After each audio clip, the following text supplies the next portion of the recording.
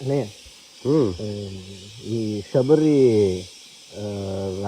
ರಾಮ ಶಬರಿಗೆ ಕೇಳಿದ ಪ್ರಶ್ನೆಗಳು ಅಂತೇಳಿ ಎಪಿಸೋಡ್ ಮಾಡಿದಾಗ ನೀವು ಶಬರಿಯ ಗುರುಗಳ ಬಗ್ಗೆ ಹೇಳ್ತೀನಿ ಅಂತ ಹೇಳಿದ್ರಿ. ಹೌದು.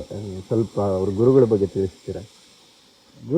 ಗುರು ಶಬರಿ ಗುರು ಮತ್ತು ಶಿಷ್ಯನ ಸಂಬಂಧ ಯಾಕೆ ಮುಖ್ಯ ಅನ್ನೋದಾದರೆ, ಅವರ ಆಶ್ರಮದಲ್ಲಿ ಶಬರಿ ಗುರುಗಳ ಬಗ್ಗೆ ಹೆಚ್ಚು ಉಲ್ಲೇಖ ಇಲ್ಲ ರಾಮಾಯಣದಲ್ಲಿ, ತುಂಬ ಕಡಿಮೆ. ಅವರು ಇದ್ದಂಥ ಜಾಗದಲ್ಲಿ ಹುಲಿ ಮತ್ತು ಹಸು ಅನ್ಯೋನ್ಯವಾಗಿತ್ತು ಅಂತ ಉಲ್ಲೇಖ ಬರುತ್ತೆ. ಅಂದರೆ ಎಲ್ಲಿ ಗುರು ಇರ್ತಾನೆ ಸಾಮರಸ್ಯ ಇರುತ್ತೆ, ಎಲ್ಲಿ ಗುರು ಇರ್ತಾನೆ ಅಲ್ಲಿ ಅಹಿಂಸೆ ಇರುತ್ತೆ, ಅಲ್ಲಿ ಸೌಹಾರ್ದತೆ ಮೈತ್ರಿ ಭಾವ ಎಲ್ಲ ಇರುತ್ತೆ ಅಂತ ಅರ್ಥ. ಸೊ ಆತ ಅಷ್ಟು ಅಹಿಂಸೆಯನ್ನು ಪ್ರತಿಪಾದನೆ ಮಾಡಿದವನು. ನಾನು ಹೇಗಿರ್ತಾನೆ ಜಗತ್ತಾಗಿರುತ್ತೆ, ಅದನ್ನು ಮೊದಲು ಅರ್ಥ ಮಾಡ್ಕೋಬೇಕು. ಆ ವ್ಯಕ್ತಿಯ ವಾತಾವರಣ ಹಂಗಿದೆ ಅಂದರೆ ವ್ಯಕ್ತಿ ಹಾಗಿದ್ದ ಅಂತ, ಆಗ ಮಾತ್ರ ಆ ವಾತಾವರಣ ಹಾಗಿರೋದು ಸಾಧ್ಯ. ನನಗೆ ಕ್ಲೆನ್ಸಿನೆಸ್ ಅವೇರ್ನೆಸ್ ಇದ್ದರೆ ಮಾತ್ರ ನಾನು ಇರೋ ಜಾಗನ ಕ್ಲೀನಾಗಿ ಇಟ್ಕೊಳ್ಳೋಕೆ ಸಾಧ್ಯ. ಇಲ್ಲ ನಾನು ಕ್ಲೀನಾಗಿ ಇಟ್ಕೊಳ್ಳಲ್ಲ. ಮನೆ ಕ್ಲೀನಾಗಿದೆ ಅಂದರೆ ಈ ಮನುಷ್ಯ ಕ್ಲೀನ್ ವ್ಯಕ್ತಿ, ಹೈಜೀನ್ ಇದ್ದಾನೆ, ಡಿಸಿಪ್ಲಿನ್ಡ್ ಇದ್ದಾನೆ ಅಂತ ಅನಿಸುತ್ತೆ ಅಲ್ವಾ? ಆ ವಾತಾವರಣ ನೋಡಿದಲ್ಲೇ ಗೊತ್ತಾಗುತ್ತೆ. ಆ man is known by the company he keeps ಅಂತಾರಲ್ಲ, tell me about your friends I tell about you ಅಂತಾರೆ. ಹಾಗೆ ಆ ಗುರು ಇದ್ದ ವಾತಾವರಣದಿಂದಲೇ ಗುರು ಹೇಗಿದ್ದ ಗೊತ್ತಾಗ್ಬಿಡುತ್ತೆ. ಅವರು ಇದ್ದಂತೆ ಹುಲಿ ಮತ್ತು ಸಿಂಹ, ಹಸು ಮತ್ತು ಹುಲಿ ಎಲ್ಲ ಸೌಹಾರ್ದತೆಯಿಂದ ಇತ್ತು ಅಂದ್ರೆ ಅರ್ಥ. ಅಲ್ಲಿ ಅಹಿಂಸೆ ಇರಲಿಲ್ಲ, ಎಲ್ಲರೂ ಒಂದಾಗಿ ಬದುಕಿದ್ರು. ಮತ್ತು ಅವನಿಗೆ ವ್ಯತ್ಯಾಸ ಇಲ್ಲ, ಇದು ಹುಲಿ ಇದು ಹಸು ಅನ್ನೋ ವ್ಯತ್ಯಾಸ ಇಲ್ಲ. ಅವನಿಗೆ ಎರಡೂ ಒಂದೇ. ಹುಲಿ ವ್ಯಾಘ್ರ, ಕ್ರೂರಿ ಅಲ್ಲ. ನಾವು ಕ್ರೂರಿ ಮಾಡ್ಕೊಂಡ್ಬಿಡ್ತೀವಿ ಹುಲಿನ. ಹುಲಿ ಕ್ರೂರಿ ಅಲ್ಲ. ಸೊ ಭಗವಂತನೇ ಸೃಷ್ಟಿ ಮಾಡಿಬಿಟ್ಟಿದ್ದಾನೆ, ನೀನು ಇಂಥ ಬೇಟೆಯಾಡಿ ನೀನು ತಿನ್ನು ಅಂತ ಮಾಡಿಬಿಟ್ಟಿದ್ದಾನೆ. ಸೊ ಅದನ್ನು ಈತ ಪ್ರಶ್ನೆ ಮಾಡಲ್ಲ. ಹುಲಿ ಮತ್ತು ಹಸು ಅಲ್ಲಿ ಜೊತೆಗಿತ್ತು ಅಂದ್ರೆ ಅರ್ಥ ಅವನಿಗೆ ಎರಡೂ ತಾರತಮ್ಯ ಇಲ್ಲ. ಅವನಿಗೆ ಯಾವ ನಿನಗೆ ಅಂದರೆ ಹೈಮವತಿ ಶಿವತಾನೆ ಕಾಳಿ ಚಂಡಿಕೆಯಂತೆ ಪ್ರೇಮ ಘೋರಗಳಂದ್ರೆ ಮಂಕುತಿಮ್ಮ ಅಂತಾರೆ ಗುಂಡಪ್ಪ. ಎಲ್ಲ ಯಾರು ಹೇಮಾವತಿ ಅಂತೀವೋ ಆಕೆನೇ ಕಾಳಿ, ಯಾರು ಶಿವನೋ ಆತನೇ ಕೊನೆಗೆ ತಾಂಡವ ನೃತ್ಯ ಮಾಡಿಬಿಡ್ತಾನೆ ಅಲ್ವಾ? ಅವನು ಇದಾಗ್ಬಿಡ್ತಾನೆ, ಘೋರನಾಗ್ಬಿಡ್ತಾನೆ. ಇಲ್ಲಿ ಪ್ರೇಮ ಘೋರಗಳಂದ್ರೆ ಮಂಕುತಿಮ್ಮ. ಇದು ಪೂರ್ಣ, ಅದು ಪೂರ್ಣ, ಇದು ಪೂರ್ಣ, ಪೂರ್ಣದಿಂದಲೇ ಪೂರ್ಣ ಹುಟ್ಟಿದೆ. ಪೂರ್ಣದಿಂದ ಪೂರ್ಣವನ್ನು ತೆಗೆದರೆ ಉಳಿಯುವುದು ಪೂರ್ಣವೇ ಅನ್ನೋ ಪೂರ್ಣ ಭಾವ ಹುಲಿ ಮತ್ತು ಹಸು ಒಂದೇ ಜಾಗದಲ್ಲಿದೆ ಅಂದ್ರೆ ಅರ್ಥ. ಎರಡಕ್ಕೂ ಅವಕಾಶ ಕೊಡ್ಬೇಕಲ್ಲ ಫಸ್ಟ್ ಇದು ಅವಕಾಶ ಕೊಡೋದು ಅದಂಗೆ ಎರಡು ಬಂತು. ಅವನಿಗೆ ಹುಲಿ ಮತ್ತು ಹಸುವಲ್ಲಿ ವ್ಯತ್ಯಾಸ ಇಲ್ಲ ಅವನಿಗೆ. ಹಾಗಾಗಿ ಅವುಗಳು ವ್ಯತ್ಯಾಸವಿಲ್ಲದೆ ಬದುಕ್ಬಿಡ್ತವೆ. ಸಮಭಾವ, ಗುರುವಿನಲ್ಲಿ ಆ ಸಮಭಾವ ಇದೆ. ಇದು ಅಲ್ಲಿ ಆ ಒಂದು ಗುರು ಯಾವತ್ತೂ ಇತಿಹಾಸದಲ್ಲಿಲ್ಲ. ಅವನ ನಡೆ ಮತ್ತು ನುಡಿಯಲ್ಲಿದ್ದಾನೆ. ಅವನ ನಡೆ ಯಾವುದು ಅಂದರೆ ಇದು ಹಸು ಮತ್ತು ಹುಲಿ ಜೊತೆಗಿರೋದು, ಆ ಸಾಮರಸ್ಯ. ನಾ ಇದು ಉದ್ದೇಶಪೂರ್ವಕವಾಗಿ ನಾನು ಗುರು ಹೆಸರು ಹೇಳ್ತಿಲ್ಲ ಈಗ ನಾನು, ಶಬರಿ ಗುರುದು. ಈಗ ಎಲ್ಲ ಗುರುಗಳು ಒಂದೇ. ಅದಕ್ಕೆ ನಿಂಗೆ 24 ತೀರ್ಥಂಕರದು 24 ವಿಗ್ರಹಗಳು ಒಂದೇ ಥರ ಇದೆ. ಎಲ್ಲ ತಲುಪಿದ್ದು ಒಂದೇ ಹಂತ ಅಂತ ತೋರ್ಸೋದು ಹಿಂಗೆ. ಅದಕ್ಕೆ 24 ಒಂದೇ ಥರ ಕಿತ್ಬಿಟ್ರು. ಗುರುತಿಸೋದಕ್ಕೋಸ್ಕರ ಲಾಂಛನಗಳು ಅವರವ್ರದ್ದೊಂದೊಂದು ಯಕ್ಷಿಯರು ಮತ್ತು ಅವರ ವಾಹನಗಳಿಂದ ವೃಷಭ ಅಂದಾಗ ಒಂದೊಂದು ಅಂತ ಲಾಂಛನಗಳು ಮಾಡಿ ಗುರುತಿಸೋದಕ್ಕಿಂತ ಮಾಡಿಕೊಂಡ್ರು.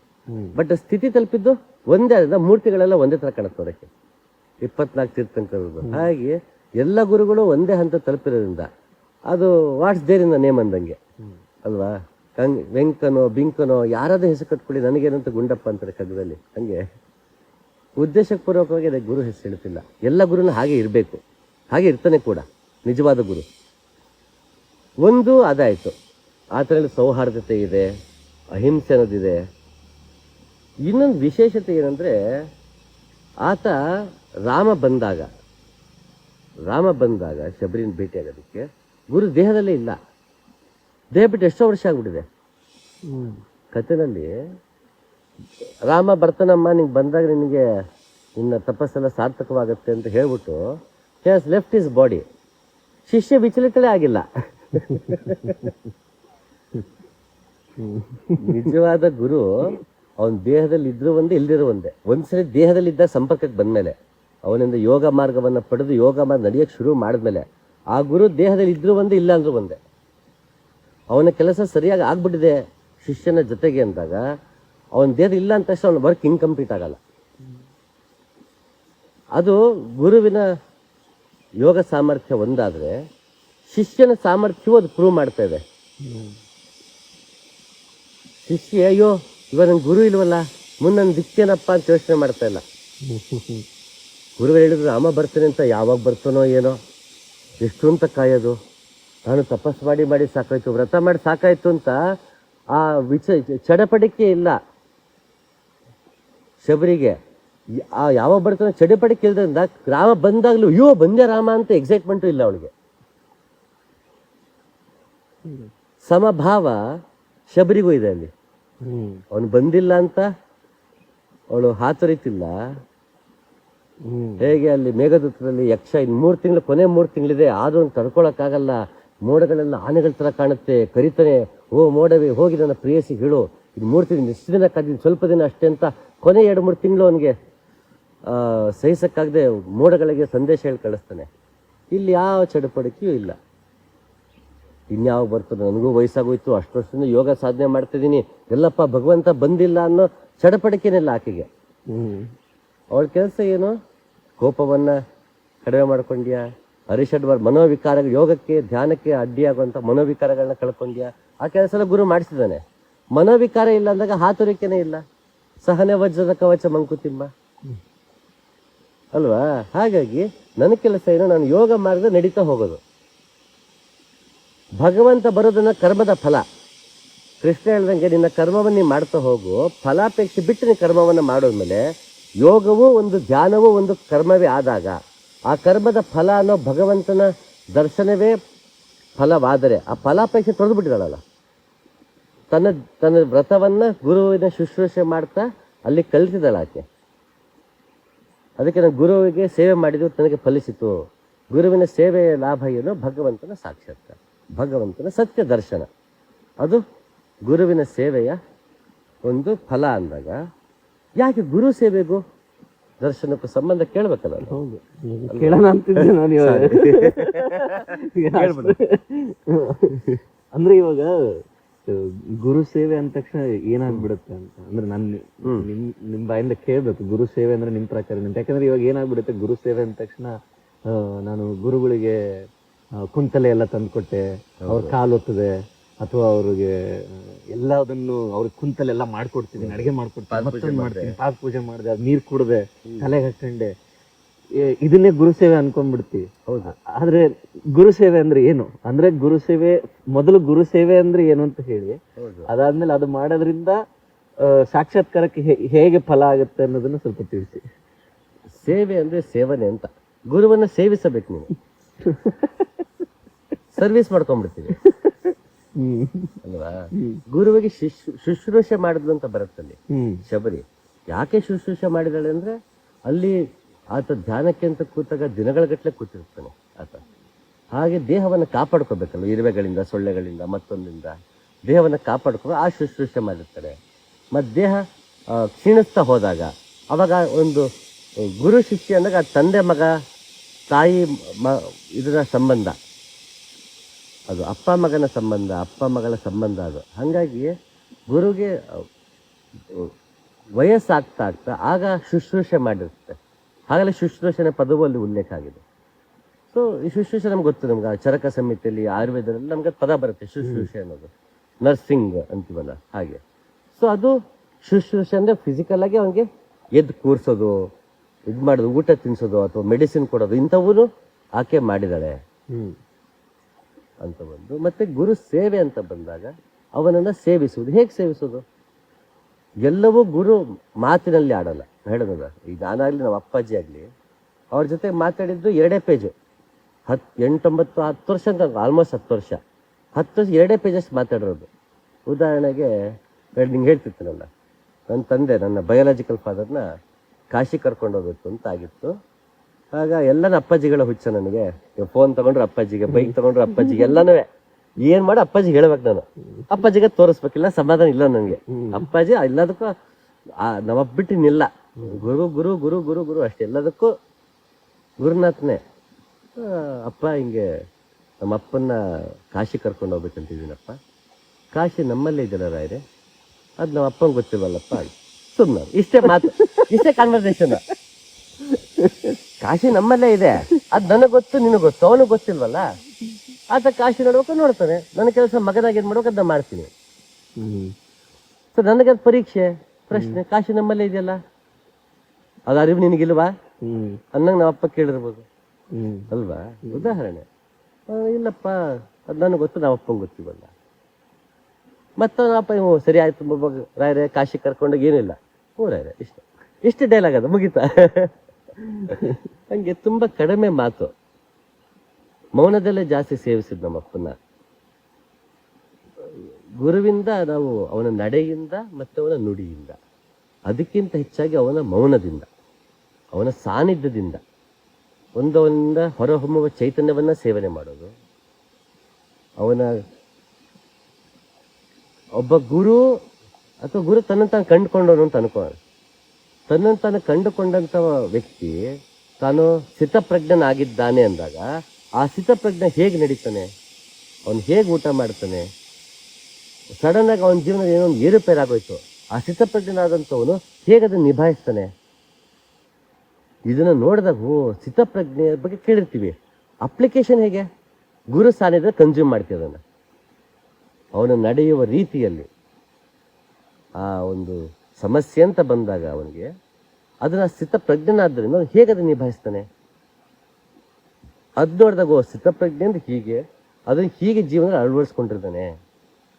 ಅದು ನೋಡಿದ ನನಗೆ ನಿಜವಾದ ಸ್ಥಿತಪ್ರಜ್ಞೆ ಅವತ್ತು ಅರ್ಥ ಆಗುತ್ತೆ. ನಾನು ಅದನ್ನು ಕಂಡುಕೊಳ್ಳುವಾಗ ಅದು ಸಹಾಯ ಬರುತ್ತೆ. ಹಾಗೆ ಗುರು ಸೇವೆನ ಅವನ ಜೊತೆಗೆ ಯಾಕಾಗಿನ ಕಾಲದಲ್ಲಿ ಗುರುವಿನ ಜೊತೆಗೆ ಇರ್ತಿದ್ರು ಅಂದ್ರೆ, ಆತ ಬರೀ ಯೋಗ ಮಾರ್ಗ ಕೊಟ್ಬಿಟ್ಟು ಕಂಡುಕೊಂತಿರ್ಲಿಲ್ಲ. ಕಂಡುಕೊಂಡು ಅದನ್ನು ಹೇಗೆ ನಡೀತಾನೆ, ಪ್ರೀತಿನ ಮಾತಾಡ್ತೀವಿ, ಆದ್ರೆ ಗುರು ನೀಡುವ ಪ್ರೀತಿ ಹೇಗಿರುತ್ತೆ, ಪರಮ ಪ್ರೇಮ ರೂಪ ಭಕ್ತಿ ಅಂತ ನಾರದರು ಹೇಳ್ದಂಗೆ ಅಂತ ಪರಮ ಪ್ರೇಮ ಹೇಗಿರುತ್ತೆ, ಅದು ರುಚಿ ನೋಡ್ಬೇಕಾದ್ರೆ ನಾವು ಗುರು ಸಾನ್ನಿಧ್ಯದಲ್ಲಿ ಇರ್ಬೇಕು. ಗುರು ಸಾನ್ನಿಧ್ಯದಲ್ಲಿದ್ದಾಗ ಅವನ ಪರಮ ಪ್ರೇಮ ರೂಪ ನಮ್ಗೆ ಅನುಭವ ಬರುತ್ತೆ. ಅವನೆರಡರದ ಒಡನಾಟ ರೀತಿ ನಮ್ಗೆ ಗೊತ್ತಾಗುತ್ತೆ. ಮತ್ತೆ ಅವನೊಬ್ಬ ರಿಮೈಂಡರ್ ಅಲ್ವಾ, ಗುರು ಇಸ್ ಎ ರಿಮೈಂಡರ್. ನಿನಗೊಂದು ಮಾರ್ಗ ಕೊಟ್ಟಿದ್ದೀನಿ, ಉಸಿರು ತಗೊಳ್ತು ಉಸಿರು ಬಿಡುತ್ತೆ ಇಂತ ಹೇಳ್ಕೊಂತ ಹೇಳಿದ್ದೀನಿ. ನನ್ನ ಜೊತೆಗಿದ್ದ ಗೊತ್ತಿಲ್ಲದೆ ಅದು ಗಮನ ಉಸಿರು ಕಡೆಗೆ ಹೋಗ್ತಿರುತ್ತೆ, ಅದು ಹೇಳಿ ರಿಮೈಂಡರು. ಅವನ ಅಪ್ಪಿಂತ ಮಾರ್ಗ ಕೊಟ್ಟಿದ್ದಾನೆ, ಆ ಮಾರ್ಗ ನಡೀಬೇಕು, ಇಸ್ ಎ ರಿಮೈಂಡರ್. ಗುರು ರಿಮೈಂಡರು. ಸೊ ಅವ್ನ ಯೋಗ ಮಾರ್ಗ ನೆನಪಾಗ್ತಿರುತ್ತೆ, ಅವ್ನು ಹೇಳಿದ ಹಿತನುಡಿಗಳು ಅವಾಗವಾಗ ನೆನಪಾಗ್ತಿರುತ್ತೆ. ಅದ್ರ ತಕ್ಕ ನಡ್ಕೊಂಡಿಲ್ಲ ಅಂದಾಗ ಅವ್ನು ಮುಂದೆ ಬಂದು ಕೂತ್ಕೊಂಡ ನಮಗೆ ಅಂತ ಹೆಸಿಟೇಷನ್ ಆಗುತ್ತೆ. ಇವಾಗ ಗೊತ್ತು ಅವನಿಗೆ ನಾನು ತಪ್ಪಾಗಿ ನಾನು ನಡ್ಕೊಂಡ್ಬಿಟ್ಟಿದ್ದೀನಿ, ಆದ್ರೆ ಅವನಿಗೆ ವ್ಯತ್ಯಾಸ ಇಲ್ಲ. ಯಾಕೇಳು, ಹುಲಿ ಮತ್ತೆ ಹಸು ಒಟ್ಟಿಗೆ ಇದೆ,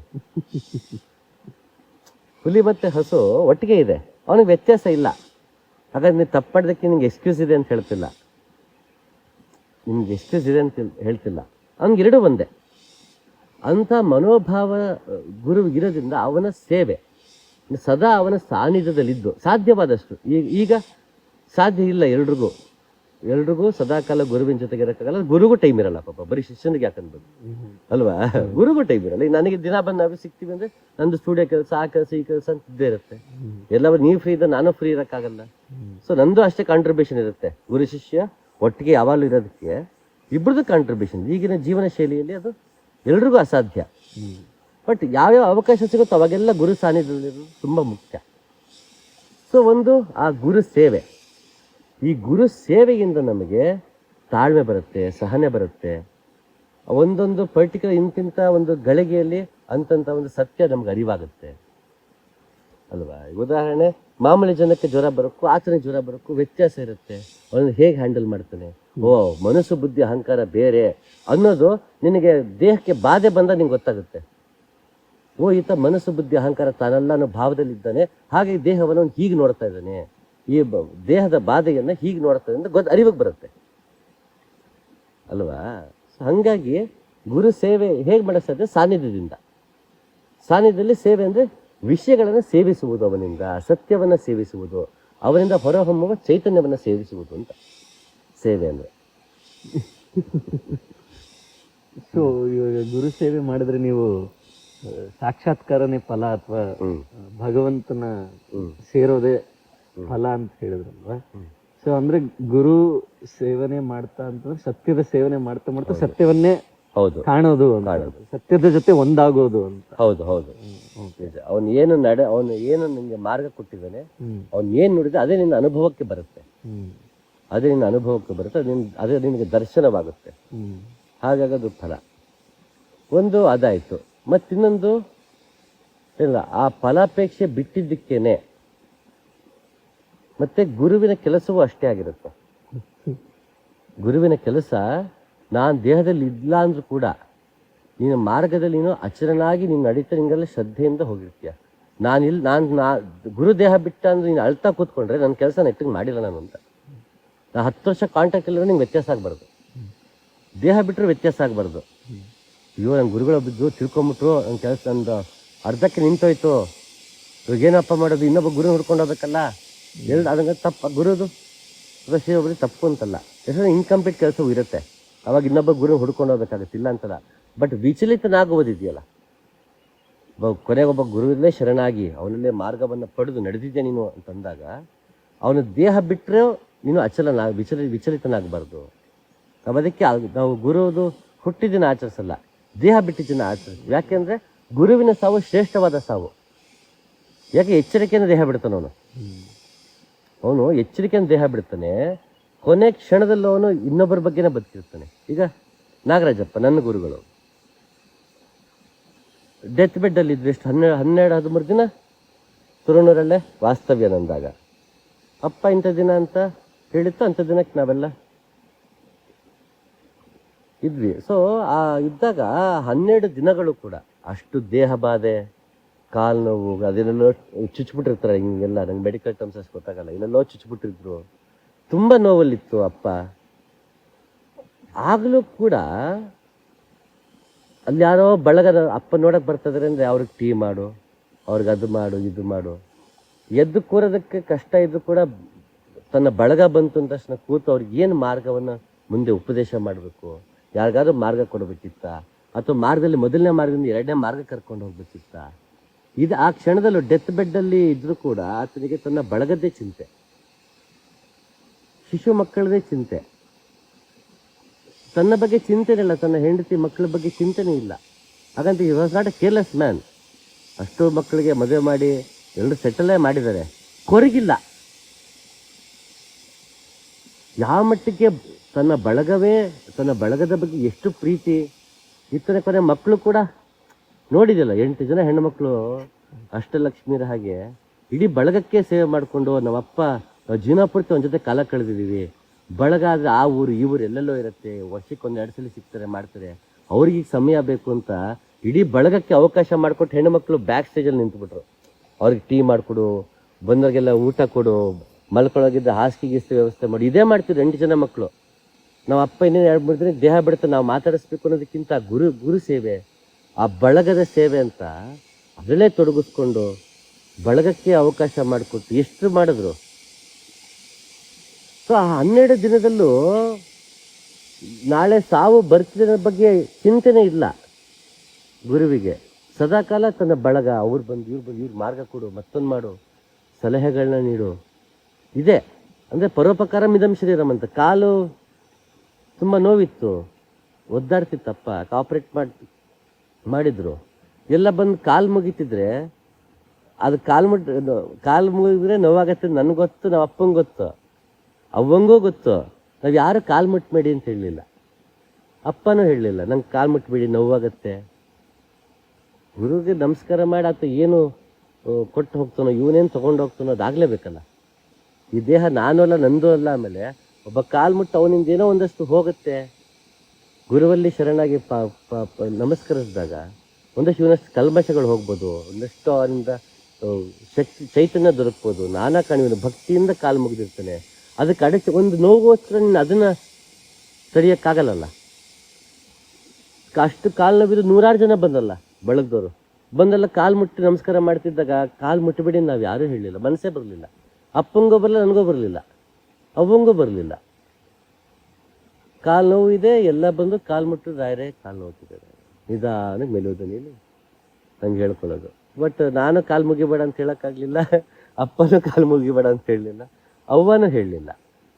ಅಂದರೆ ಪರೋಪಕಾರ ಮಿದಂ ಶರೀರಂ ಅಂದರೆ ಪರೋಪಕಾರ ಮಿದಂ ಶರೀರಮ್ಮೆ. ಕೊನೆ ಕ್ಷಣದಾಗ ಈ ದೇಹನ ಇನ್ನೊಬ್ಬರಿಗೆ ಬಳಸಿದ್ದಾತ. ಆ ಕೊನೆಯ ಕ್ಷಣವನ್ನು ಮತ್ತೊಬ್ಬನಿಗೆ ಆ ಸ್ಥಾನದಲ್ಲಿ ಕೂತಿದ್ದೀನಿ ಅದನ್ನು ಹಂಚಿ ಹೋಗ್ಬೇಕಂತಾನೆ. ಮತ್ತು ಎಷ್ಟು ನಿಗರ್ವಿ ಅಂದರೆ ಡೆತ್ ಬೆಡ್ಡಲ್ಲಿತ್ತು ಅಪ್ಪ. ಆಗ ಅವ್ರ ಸ್ಕೂಲ್ ಟೀಚರ್ ಬಂದಿದ್ರು. ಇವಾಗ ಆಲ್ರೆಡಿ ಅವ್ರಿಗೇನೆ ಎಷ್ಟು 80-90 ವರ್ಷ ನಾಗರಾಜಪ್ಪನ ಸ್ಕೂಲ್ ಟೀಚರ್ಗೆ. ಅಪ್ಪ ಹಿಂಗಪ್ಪ ನಿನ್ನ ಟೀಚರ್ ಬಂದಿದ್ದಾರಪ್ಪ ನೋಡೋಕ್ಕೆ ಅಂದರೆ ಆತ ಅಷ್ಟೂ ಶಕ್ತಿನ ಬಳಸಿ ಕಷ್ಟಪಟ್ಟಾದ್ರೂ ಎದ್ದು ಟೀಚರ್ ನಮಸ್ಕಾರ ಮಾಡಿ ಮಲಗ್ತು ನಾಗರಾಜಪ್ಪ. ನಾನೇ ಒಂದು ಗುರುಸ್ಥಾನ ಕೂತಿದ್ದೀನಿ, ಇನ್ಯಾವ ಗುರು ನನಗೆ? ಅದೆಲ್ಲ ಏನಿಲ್ಲ ಆತನಿಗೆ. ನನ್ನ ಸ್ಕೂಲ್ ಟೀಚರು ಮುಗೀತು, ಎದ್ದ ನೀಟಾಗಿ ಕಷ್ಟಪಟ್ಟು ಎದ್ದು ಮಾಡಿ ಅವ್ರ ಕಾಲು ಮುಗಿದು ಮತ್ತೆ ವಾಪಸ್ ಅದೇ ಸ್ಥಿತಿ ಮತ್ತೆ ಮಲ್ಕೊಂಡಿದ್ದು. ಹೀಗೆ ಗುರು ಅಂದರೆ ಆ ಸ್ಥಾನಕ್ಕೆ ಕೂತವನು. ಹಾಗೆ ಇದ್ದಾಗ ಅವನ ಬಳಗವೂ ಹಾಗೆ ಇರುತ್ತೆ. ಅವನ ಶಿಶು ಮಕ್ಕಳು ಅದನ್ನು ಕಲಿತಾರೆ. ಹಾಗೆ ಇಲ್ಲಿ ಶಬರಿ ಗುರು ದೇಹ ಬಿಟ್ಟಾಗಲು, ಗುರು ದೇಹ ಬಿಟ್ಟು 10 ವರ್ಷ ಆಗೋಯ್ತು, ರಾಮ ಬರ್ತೀನಿಂದ ಯಾವಾಗ ಅಂತ ಹೇಳಿವಲ್ಲ, ಯಾವಾಗ ಬರ್ತೀನೋ ಇದೂ ಇಲ್ಲ, ಆತಂಕವೂ ಇಲ್ಲ, ಕಾತರವೂ ಇಲ್ಲ. ಅಂದರೆ ಶಬರಿ ಕಾದೂ ಇಲ್ಲ. ತನಗೇನು ಯೋಗ ಮಾರ್ಗ ನಡ್ಕೊಂಡು ಹೋಗಿದ್ದಾಳೆ, ಕಾದೇ ಇಲ್ಲ ಶಬರಿ. ಹಂಗೆ ನೋಡಿದ್ರೆ ನಮಗೆ ಕೇಳಿರೋ ಕತೆ ಬೇರೆ. ಅವಳು ಕಾಯ್ತಾ ಕೂತಿದ್ಲು, ಹಣ್ಣಿನ ರುಚಿಯಾಗಿ ಕೊಟ್ಲು, ಇದು ಕತೆ ಕೇಳಿದ ಕತೆ. ನಾವು ಗ್ರಂಥದಲ್ಲಿ ಮೂಲ ಗ್ರಂಥದಲ್ಲಿ ಸಿಗುವ ಕತೆನಲ್ಲಿ ಅದಿಲ್ಲ, ಉಲ್ಲೇಖ ಇಲ್ಲ. ಹಾಗಂತ ಈ ಕತೆ ನಂಬಾರ್ದು ಅಂತಲ್ಲ. ಶಬರಿ ತಾನು ಎಂಜಲು ಮಾಡಿ ಅದನ್ನ ರುಚಿ ನೋಡಿ ಸಿಹಿಯಾದದನ್ನೇ ಕೊಡಬೇಕು ರಾಮಂಗೆ ಅಂತ ಕೊಟ್ಟಿದ್ದು. ರಾಮ ಎಂಜಲು ಗಿಂಜಲು ಮಡಿ ಮೇಲೆ ಇದೇನೂ ಇಲ್ಲ, ಭಕ್ತರ ಪ್ರೀತಿ ಮುಂದೆ ಎಲ್ಲವೂ ಗೌಣ ಅಂತ ಹೇಳಿ ರಾಮ ತಿಂದಿದ್ದು ಅಂತ ಒಂದು ಅದ್ಭುತ ಸಂದೇಶ ಇದೆಯಲ್ಲ. ಅಂತ ಅದ್ಭುತ ಸಂದೇಶಕ್ಕೋಸ್ಕರ ಕತೆ ಒಪ್ಪೋಣ. ನಾನು ಅದನ್ನ ಒಪ್ಪಬಾರ್ದು ಹೇಳ್ತಾ ಇಲ್ಲ. ಅದು ಅದ್ಭುತ ಕತೆ. ನನ್ನ ಪ್ರಕಾರ ಅದು ಮೂಲ ಗ್ರಂಥದಲ್ಲಿ ಸೇರಿಸ್ಬೇಕು. ಆಕ್ಚುಲಿ ಅದನ್ನು ಮೂಲ ಗ್ರಂಥಕ್ಕೆ ಸೇರಿಸ್ಬೇಕು. ಅಂತ ಅದ್ಭುತ ಕತೆ ಅದು. ಮೂಲ ಗ್ರಂಥ ನಮ್ಗೆ ಸಿಕ್ಕಿಲ್ಲ ಅಂತ ತಕ್ಷಣ ಒಂದು ಒಳ್ಳೆ ಕತೆ ಸೇರ್ಸಕ್ಕೇನಂತೆ ಅನ್ನೋ ಸೆನ್ಸ್ ಅದನ್ನ ಕನ್ಸಿಡರ್ ಮಾಡ್ಬೋದು. ಕನ್ಸಿಡರ್ ಮಾಡಿದೀವಿ ಆ ಕತೆನ. ಹಾಗೆ ಆಕೆ ಕಾದಿಲ್ಲ. ಯೋಗ ಮಾರ್ಗನ ನೋಡುವಾಗ, ಮೂಲ ಗ್ರಂಥ ನೋಡುವಾಗ, ಅಂದ್ರೆ ಯಾಕೆ ಕಾಯ್ಬೇಕು? ಕಾಯ್ತಿರೋದು ಯಾರು? ನಾನು ಕಾಯ್ಬೇಕು. ನಾನು ಹೇಳಿದ್ರವಾಗ ಎಲ್ಲಿಂದ ಕಾಯೋದು? ಯಾರಕ್ಕೆ ಕಾಯೋದು ಅಲ್ವಾ? ಕಾಯೋದು ಯಾರಿದ್ರಲ್ಲಿ? ನಾನು ಅನ್ನೋದು ಇಲ್ಲ ಅಂದಮೇಲೆ ಅದಕ್ಕೆ ನಿಂಗೆ ಕೋಪ ಇಳಿದಿದ್ಯಾ ಅಂದ್ರೆ ಇಳಿದಿದೆ ಅಂತ ಹೇಳೋದಕ್ಕೆ ಉತ್ತರನೇ ಇಲ್ಲ. ಮನೋವಿಕಾರಗಳು ಹೋಗಿದ್ಯಾ? ಉತ್ತರ ಇಲ್ಲ ಅದಕ್ಕೆ. ಇನ್ನು ಆಹಾರ ನಿಯಂತ್ರಿಸಿದ್ಯಾ? ಅದಕ್ಕೂ ಉತ್ತರ ಕೊಡಲ್ಲ ಅವಳು. ನಾನು ನಿಯಂತ್ರಿಸಿದ್ದೇನೆ ಬರಲ್ಲಲ್ಲ. ನಾವೆಲ್ಲ ಫುಡ್ಡೆಲ್ಲ ಬಿಟ್ಬಿಟ್ಟಿದೀವಪ್ಪ. ನಾವು ಮುಂಚೆ ಪಬ್ಗೆಲ್ಲ ಹೋಗಲ್ಲಪ್ಪ, ಎಲ್ಲ ಬಿಟ್ಬಿಟ್ಟಿದ್ದೀನಿ ಹಂಗೆಲ್ಲ ಅಂತಾರೆ ಹುಡುಗರು. ಅವ್ನು ಸ್ಪಿರಿಚುವಲ್ ಅವೇಕನಿಂಗ್ ಆಗ್ಬಿಟ್ಟಿದೆ ನಂಗೆ ಇವಾಗ. ಹ್ಯಾವ್ ಲೆಫ್ಟ್ ಎವ್ರಿಥಿಂಗ್ ಅಂತ ಅದ್ರ ಬಗ್ಗೆನೇ ಗರ್ವ ಬಂದ್ಬಿಟ್ಟಿರುತ್ತೆ. ಅದು ಮತ್ತೆ ಯಾರ ಪಾಪ ಯಾರು ಸ್ಪಿರಿಚುವಲ್ ಅವೇಕನಿಂಗ್ ಆಗಿರವಲ್ಲ ಇವ್ರಗಳ ಪ್ರಕಾರ ಅಯ್ಯೋ ಪಾಪ ಜನಗಳು ಅವ್ರು ನೋಡಿಗೆಲ್ಲ ಅವರೆಲ್ಲ ಇನ್ನೂ ಹಂಗೆ ಮೆಟೀರಿಯಲಿಸ್ಟಿಕ್ ಬದುಕಲಿದ್ದಾರೆ. ಒಂದು ಸ್ಪಿರಿಚುವಲ್ ಅವೇಕನಿಂಗ್ ಆಗ್ಬಿಟ್ಟಿದೆ, ಫುಲ್ ಸ್ಪಿರಿಚುವಲ್ ಆಗಿದ್ದೀವಿ ಅಂತ ಆ ಭಾವದಲ್ಲಿ ಇರ್ತದೆ. ನಾನು ಮುಂಚೆ ಸಿಗರೇಟ್ ಸೇರ್ತಿದ್ದೆ, ಇವಾಗ ನಾನು ಸಿಗರೇಟ್ ಸೇರಲ್ಲ. ನಾನು ಮುಂಚೆ ದೇವಸ್ಥಾನಕ್ಕೆ ಹೋಗ್ತಿಲ್ಲ, ನನಗೆ ಮುಂಚೆ ದೇವಸ್ಥಾನಕ್ಕೆ ಹೋಗ್ತಿದ್ದೆ. ನಾನು ಮುಂಚೆ ಪಬ್ಗೆ ಹೋಗ್ತಿದ್ದೆ, ನನಗೆ ಪಬ್ಗೆ ಹೋಗ್ತೇನೆ. ಮತ್ತೆ ನಾನು ಬಿಟ್ಟಿನ್ನೆಲ್ಲ ಬಿಟ್ಟಿರ್ತಾರೆ, ನಾನು ಒಂದು ಬಿಟ್ಟಿರಲ್ಲ. ಯಾವಾಗ ಶಬರಿ ಅಂತ ಗುರುವಿನಿಂದ ಶಬರಿ ಅಂತ ಶಿಷ್ಯ ಆದಾಗ ನನಗೆ ಮನೋವಿಕಾರ ಹೋಗಿದೆ ಅಂತ ಹೇಳಕ್ಕಾಗಲ್ಲ. ಯಾಕಂದ್ರೆ ನಾನು ಅನ್ನೋದು ಕೂಡ ಮನೋವಿಕಾರದ ಒಂದು ಭಾಗವೇ. ಆದ್ದರಿಂದ ಅದು ಹೋಗ್ಬಿಟ್ಟಿದೆಯಲ್ಲ. ಸೊ ಆ ಒಂದು ಬಾರಿ ಮನೋವಿಕಾರ ಹೋದ್ಮೇಲೆ ಹಳೆ ವ್ಯಕ್ತಿ ನೀ ಆಗಿರಲ್ಲ, ನೀವು ಹೊಸ ವ್ಯಕ್ತಿ. ಹಳೆ ವಿಷಯ ಬೇಕಾಗಿರಲ್ಲ ಅಲ್ವಾ? ಹಳೆ ವ್ಯಕ್ತಿ. ಅದಕ್ಕೆ ಕನ್ನಡದಲ್ಲಿ ಚೆನ್ನಾಗಿದೆ ಪದಗಳು. ಹೋಗಿ ಬಿಡು, ಬಂದು ಬಿಡು, ಕೊಟ್ಟು ಬಿಡು. ಕೊಡಬೇಕು, ಬಿಡಬೇಕು ನೀನು ಅದನ್ನ. ಇಲ್ಲಿ ಬಿಡೋದೇ ಇಲ್ಲ ನಾವು, ಕೊಡ್ತೀವಷ್ಟೇ. ಕೊಟ್ಟು ಬಿಡು, ಮರೆತು ಬಿಡು, ಹೋಗಿ ಬಿಡು. ಒಂದ್ ಇಲ್ಲಿಂದಲ್ಲಿ ಹೋದ್ಯಾ, ಬಂದಿದ್ದ ಜಾಗ ಬಿಟ್ಬಿಡು. ನಾ ಅಲ್ಲಿಂದ ಬಂದೆ ಬಂದು ಬಿಡು. ನೀವು ಬಂದ ಮತ್ತೆ ಅದ್ರ ಬಗ್ಗೆ ಯೋಚನೆ ಮಾಡಬೇಡ, ಹೋಗ್ಬಿಡು. ಬಿಡಬೇಕು, ಅಲ್ಲಿ ಎಲ್ಲರೂ ಬಿಡು ಇದೆ ಕನ್ನಡದಲ್ಲಿ. ಹೋಗಿ ಬಿಡು, ಬಂದು ಬಿಡು, ನಿಂತು ಬಿಡು. ನಿಂತ ಮೇಲೆ ಚಲನೆ ಬಗ್ಗೆ ಯೋಚನೆ ಮಾಡಬಾರ್ದು ಅಲ್ವಾ? ಈ ಬಿಡಬೇಕು. ಹಾಗೆ ಆ ಬಿಡಬೇಕು ನಾವು. ಸೊ ಯಾವುದನ್ನು ಬಿಡಬೇಕು? ನಾನು ಬಿಟ್ಟೆ ಅನ್ನೋದನ್ನು ಬಿಡಬೇಕು. ಪುರಂದರದಾಸರು ಎಲ್ಲ ನವಕೋಟಿ ನಾರಾಯಣ ಆಗಿದ್ದಾಗ ಅಷ್ಟೆಲ್ಲ ಅಕ್ಯುಮುಲೇಟ್ ಮಾಡ್ಕೊಂಡಿದ್ರಲ್ಲ, ಅದನ್ನೆಲ್ಲ ಇನ್ನು ಕೊನೆಗೆ ಆದದ್ದೆಲ್ಲ ಒಳತೆ ಆಯ್ತು ಅಂದ್ಬಿಟ್ಟು ಕೊನೆಗೆ ಎಲ್ಲವನ್ನು ದಾನ ಮಾಡೋಗ್ಬಿಡ್ತೀನಿ, ನನಗೆ ಯಾವುದು ಬೇಡ, ಅಷ್ಟೈಶ್ವರ್ಯ ಅಂತಸ್ತು ಯಾವುದು ಬೇಡ, ನನಗೆ ದಾನ ಮಾಡೋಗ್ಬಿಡ್ತೀನಿ ಅಂತ ಮನೆ ಆಚೆ ಇಟ್ಕೊಂಡು ಕೂತಿರ್ತಾರಂತೆ. ತಮ್ಮ ಆಸ್ತಿ ಪಾಸ್ತಿ ಎಲ್ಲ ಅಕ್ಯುಮುಲೇಟೆಡ್ ವೆಲ್ತ್ನ ಯಾರು ದಾನ ಇಸ್ಕೊಳಕ್ಕೆ ಬರೋವಂತ. ಪಾಪದಿಂದ ತಗೊಂಡಿದ್ದು ಅದು ನಮಗೆ ಬೇಡಪ್ಪ, ಆ ಪಾಪದ ಅಂತಸ್ತು ಆಸ್ತಿ ನಮಗೆ ಬೇಡ, ಅಂತ ಚಿನ್ನ ನಮಗೆ ಬೇಡ ಪಾಪದ್ದು ಅಂತ ಯಾರು ಇಸ್ಕೊಳಕ್ಕೆ ಬರೋವಂತೆ. ದಾಸರು ಬೇಜಾರಾಗತ್ತಂತೆ. ನೋಡು, ಮುಂಚೆ ನಾ ಕೊಡಲ್ಲ, ಕೇಳ್ತಿದ್ರು ನಾ ಕೊಡಲ್ಲ ಅಂತಿದ್ದೆ, ಇನ್ನು ಕೊಡ್ತೀನಿ ಅಂತಿದ್ದೀನಿ, ಯಾರು ಇಸ್ಕೊತಾ ಇಲ್ಲ. ಯಾವುದನ್ನ ನೀನು ನಿನ್ನದಲ್ಲ ಅಂತ ಬಿಟ್ಟಿದ್ದೀಯೋ ಕೊಡಕ್ಕೆ ನೀನು ಯಾರು ಅಂತಾರೆ. ತಕ್ಷಣ ದಾಸರು ಹೆಂಡ್ತಿ, ನಂದಲ್ಲ ನೀ ಬಿಟ್ಟ ಮೇಲೆ ನೀ ದಾನನೇ ಮಾಡಬೇಕು, ನಿಲ್ಲಿದೆ ಬಿಟ್ಟೆ ಹೋಗ್ಬಿಡ್ಬೋದಲ್ಲ. ಬಿಟ್ಬಿಟ್ಟೆ, ದಾನ ಯಾಕೆ ಕೊಡಬೇಕು? ಮತ್ತೆ ನಾನು ಕೊಡ್ತೀನಿ ಅಂತ ಯಾಕೆ ಬಂತು? ನಿನ್ನದಲ್ಲ ಅಂದಮೇಲೆ ನೀ ಕೊಡಕ್ಕೆ ನೀನು ಯಾರವಾಗ? ಈವರಾರು ಕೊಳುವರಾರು ಎಲ್ಲರೂ ಒಂದಾಗಿರಲು ನೈವೇದ್ಯ ಭಾಗಿನಿ ಮಂಕುತಿಮ್ಮ ಅಲ್ವಾ? ಈಶಾವಾಸ್ತಮಿದಗಂಸುರಂ ಎಷ್ಟಿಂತ ಜಗತ್ತೇ ಅಂತ ತೇನ ತೆಕ್ತನ ಭುಂಜಿತ ಮಾಗ್ರಹ ಕಸಸಿದ್ದನಂ. ಇದು ನಿನ್ನದಲ್ಲ ಮೇಲೆ ಕೊಡಕ್ಕೆ ನೀನು ಯಾರು? ಒಬ್ಬ ಗ್ರೀಕ್ ಫಿಲಾಸಫರ್ ಇದ್ದ, ಅವನ ಹೆಸರು ಮರ್ತೈತೆ ನನಗೆ. ಅವನು ದಿಗಂಬರನಾಗಿ ಓಡಾಡ್ತಿದ್ದ, ಕೈಯಲ್ಲೊಂದು ಬಟ್ಲಿಟ್ಕೊಂಡಿದ್ದ ಅಷ್ಟೇ, ಭಿಕ್ಷಾಪಾದ ಹತ್ರ. ಅದರಲ್ಲಿ ನೀರು ಕುಡಿಯೋದಕ್ಕೆ ಬಳಸ್ತಾ ಇದ್ದ. ಒಂದ್ಸಲ ಹೇಗೆ ನೀರು ಕುಡಿಯೋಕೆ ನದಿ ಜಾಗದಲ್ಲಿ ನೀರು ತಗೊಳಕ್ಕೆ ನಿಂಗೆ ಹೋಗ್ತಾನೆ. ಒಂದು ಹೆಂಗ್ಸ್ ನೋಡಿ ನಗ್ತಾಳೆ, ಗಹಿಸಿ ನಗ್ತಾಳೆ. ಯಾಕಮ್ಮ ನಗ್ತಿದ್ಯಾ? ಎಲ್ಲ ಬಿಟ್ಟಿದ್ದೀನಿ ಮತ್ತೆ ಪಾತ್ರೆ ಯಾಕಪ್ಪ ಹಿಡ್ಕೊಂಡಿದ್ಯಾ ಅಂತಾಳೆ. ಕೊನೆಗೆ ಅದನ್ನು ಬಿಸಾಕ್ಬಿಟ್ಟು ಕೈಯಲ್ಲಿ ನೀರು ತಗೊಂಡು ಕುಡಿತಾನೆ. ಎಲ್ಲ ಬಿಟ್ಟನ ಅಹಂಕಾರವನ್ನು ಬಿಡ್ಬೇಕು ನಾವು. ಹಾಗಾಗಿ ನಾನು ಕಾಯುತ್ತಿದ್ದೇನೆ ಅನ್ನುವುದನ್ನು ಬಿಟ್ಟಿದ್ದಕ್ಕೆ ಶಬರಿ ಕಾದಿಲ್ಲ. ಈ ಪರ್ಸ್ಪೆಕ್ಟಿವ್ ಅಲ್ಲಿ ನೋಡಿದಾಗ ಗೊತ್ತಾಗ್ತಿದೆ ಅಲ್ವಾ? ನಾನು ಕಾಯ್ತಿದ್ದೇನೆ ಬಂತು ಅಂದ್ರೆ ಅಲ್ಲಿ ನಾನು ಮತ್ತೆ ಬಂತು. ಎಲ್ಲಿವರೆಗೂ ನಾನು ಇರುತ್ತೋ ಅಲ್ಲಿಗೂ ಅವನು ಬರಲ್ಲ. ನಾನು ಹೋದ್ಮೇಲೆ ಕಾಯಕ್ಕೆ ಯಾರಿದಾರಲ್ಲಿ? ಹಂಗಾಗಿ ಶಬರಿ ಕಾದಿಲ್ಲ. ಈ ಒಂದು ತಾಳ್ಮೆ, ಸಹನೆ, ತನ್ನ ಯೋಗ ಮಾರ್ಗದಲ್ಲೇ ನಡೆಯುವ ಒಂದು ಶ್ರದ್ಧೆ, ಅದ್ರ ಮೇಲೆ ಫೋಕಸ್ ಬರೋದಕ್ಕೆ ಸಾಧ್ಯ ಆಕಾಯ್ತು ಅಂದ್ರೆ ಗುರುವಿನಲ್ಲಿ ಆ ಕ್ಷಮತೆ ಇತ್ತು. ಗುರು ಇದ್ದಾಗಲೇ, ದೇಹದಲ್ಲಿ ಇದ್ದಾಗಲೇ ಆಕೆಗೆ ಅದನ್ನ ಹೇಳಿಕೊಟ್ಟಾಗಿದೆ. ಮತ್ತೆ ನಿನಗೆ ನಾನು ಗುರು ನೀನು ಶಿಷ್ಯ, ನಾನು ಗುರು ನೀನು ಶಿಷ್ಯ ಮಾಡಿದಾಗ ಗುರು ಹೋಗ್ಬಿಟ್ಟ ವಿಚಲಿತನಾಗ್ಬಿಡ್ತೀಯ. ಅಲ್ಲಿ ಗುರುನೂ ಇಲ್ಲ, ಶಿಷ್ಯನೂ ಇಲ್ಲ. ಯಾಕೆ? ನಾನು ಗುರು ಬಂತು, ಅವನು ಗುರುನೇ ಅಲ್ಲ. ಅವನು ನಾನು ಗುರು ಅಂತ ಹೇಳ್ಕೊಂಡ್ರೆ ನಾನು ಗುರುನೇ ಅಲ್ಲ. ಯಾರು ಗುರು ಅವನಲ್ಲಿ ನಾನು ಇಲ್ಲ. ಹಂಗಿದ್ದಾಗ ಗುರು ಅಂತ ಹೇಳ್ಕೊಳಕ್ ಯಾರಿದಾರಲ್ಲಿ? ಹಂಗ ಗುರುನೂ ಇಲ್ಲ, ಶಿಷ್ಯನೂ ಇಲ್ಲ. ಗುರು ಶಿಷ್ಯ ಪಟ್ಟಗಳು ನಿನಗೆ ನೀನೇ ಗುರುವ ಮಂಕುತಿಮ್ಮ ಅಂದಂಗೆ ಅಲ್ಲಿ ಗುರುನೂ ಇಲ್ಲ, ಶಿಷ್ಯನೂ ಇಲ್ಲ. ಹಂಗಿದ್ದಾಗ ಯಾವುದು ಇಲ್ಲವೋ ಆ ವ್ಯಕ್ತಿ ದೇಹದಲ್ಲಿ ಇದ್ರೂ ಒಂದೇ, ಇಲ್ಲದೇ ಇದ್ರು ಒಂದೇ ಅವಳಿಗೆ. ಹಂಗಾಗಿ ವಿಚಲಿತಲಾಗಿಲ್ಲ ಅವಳು.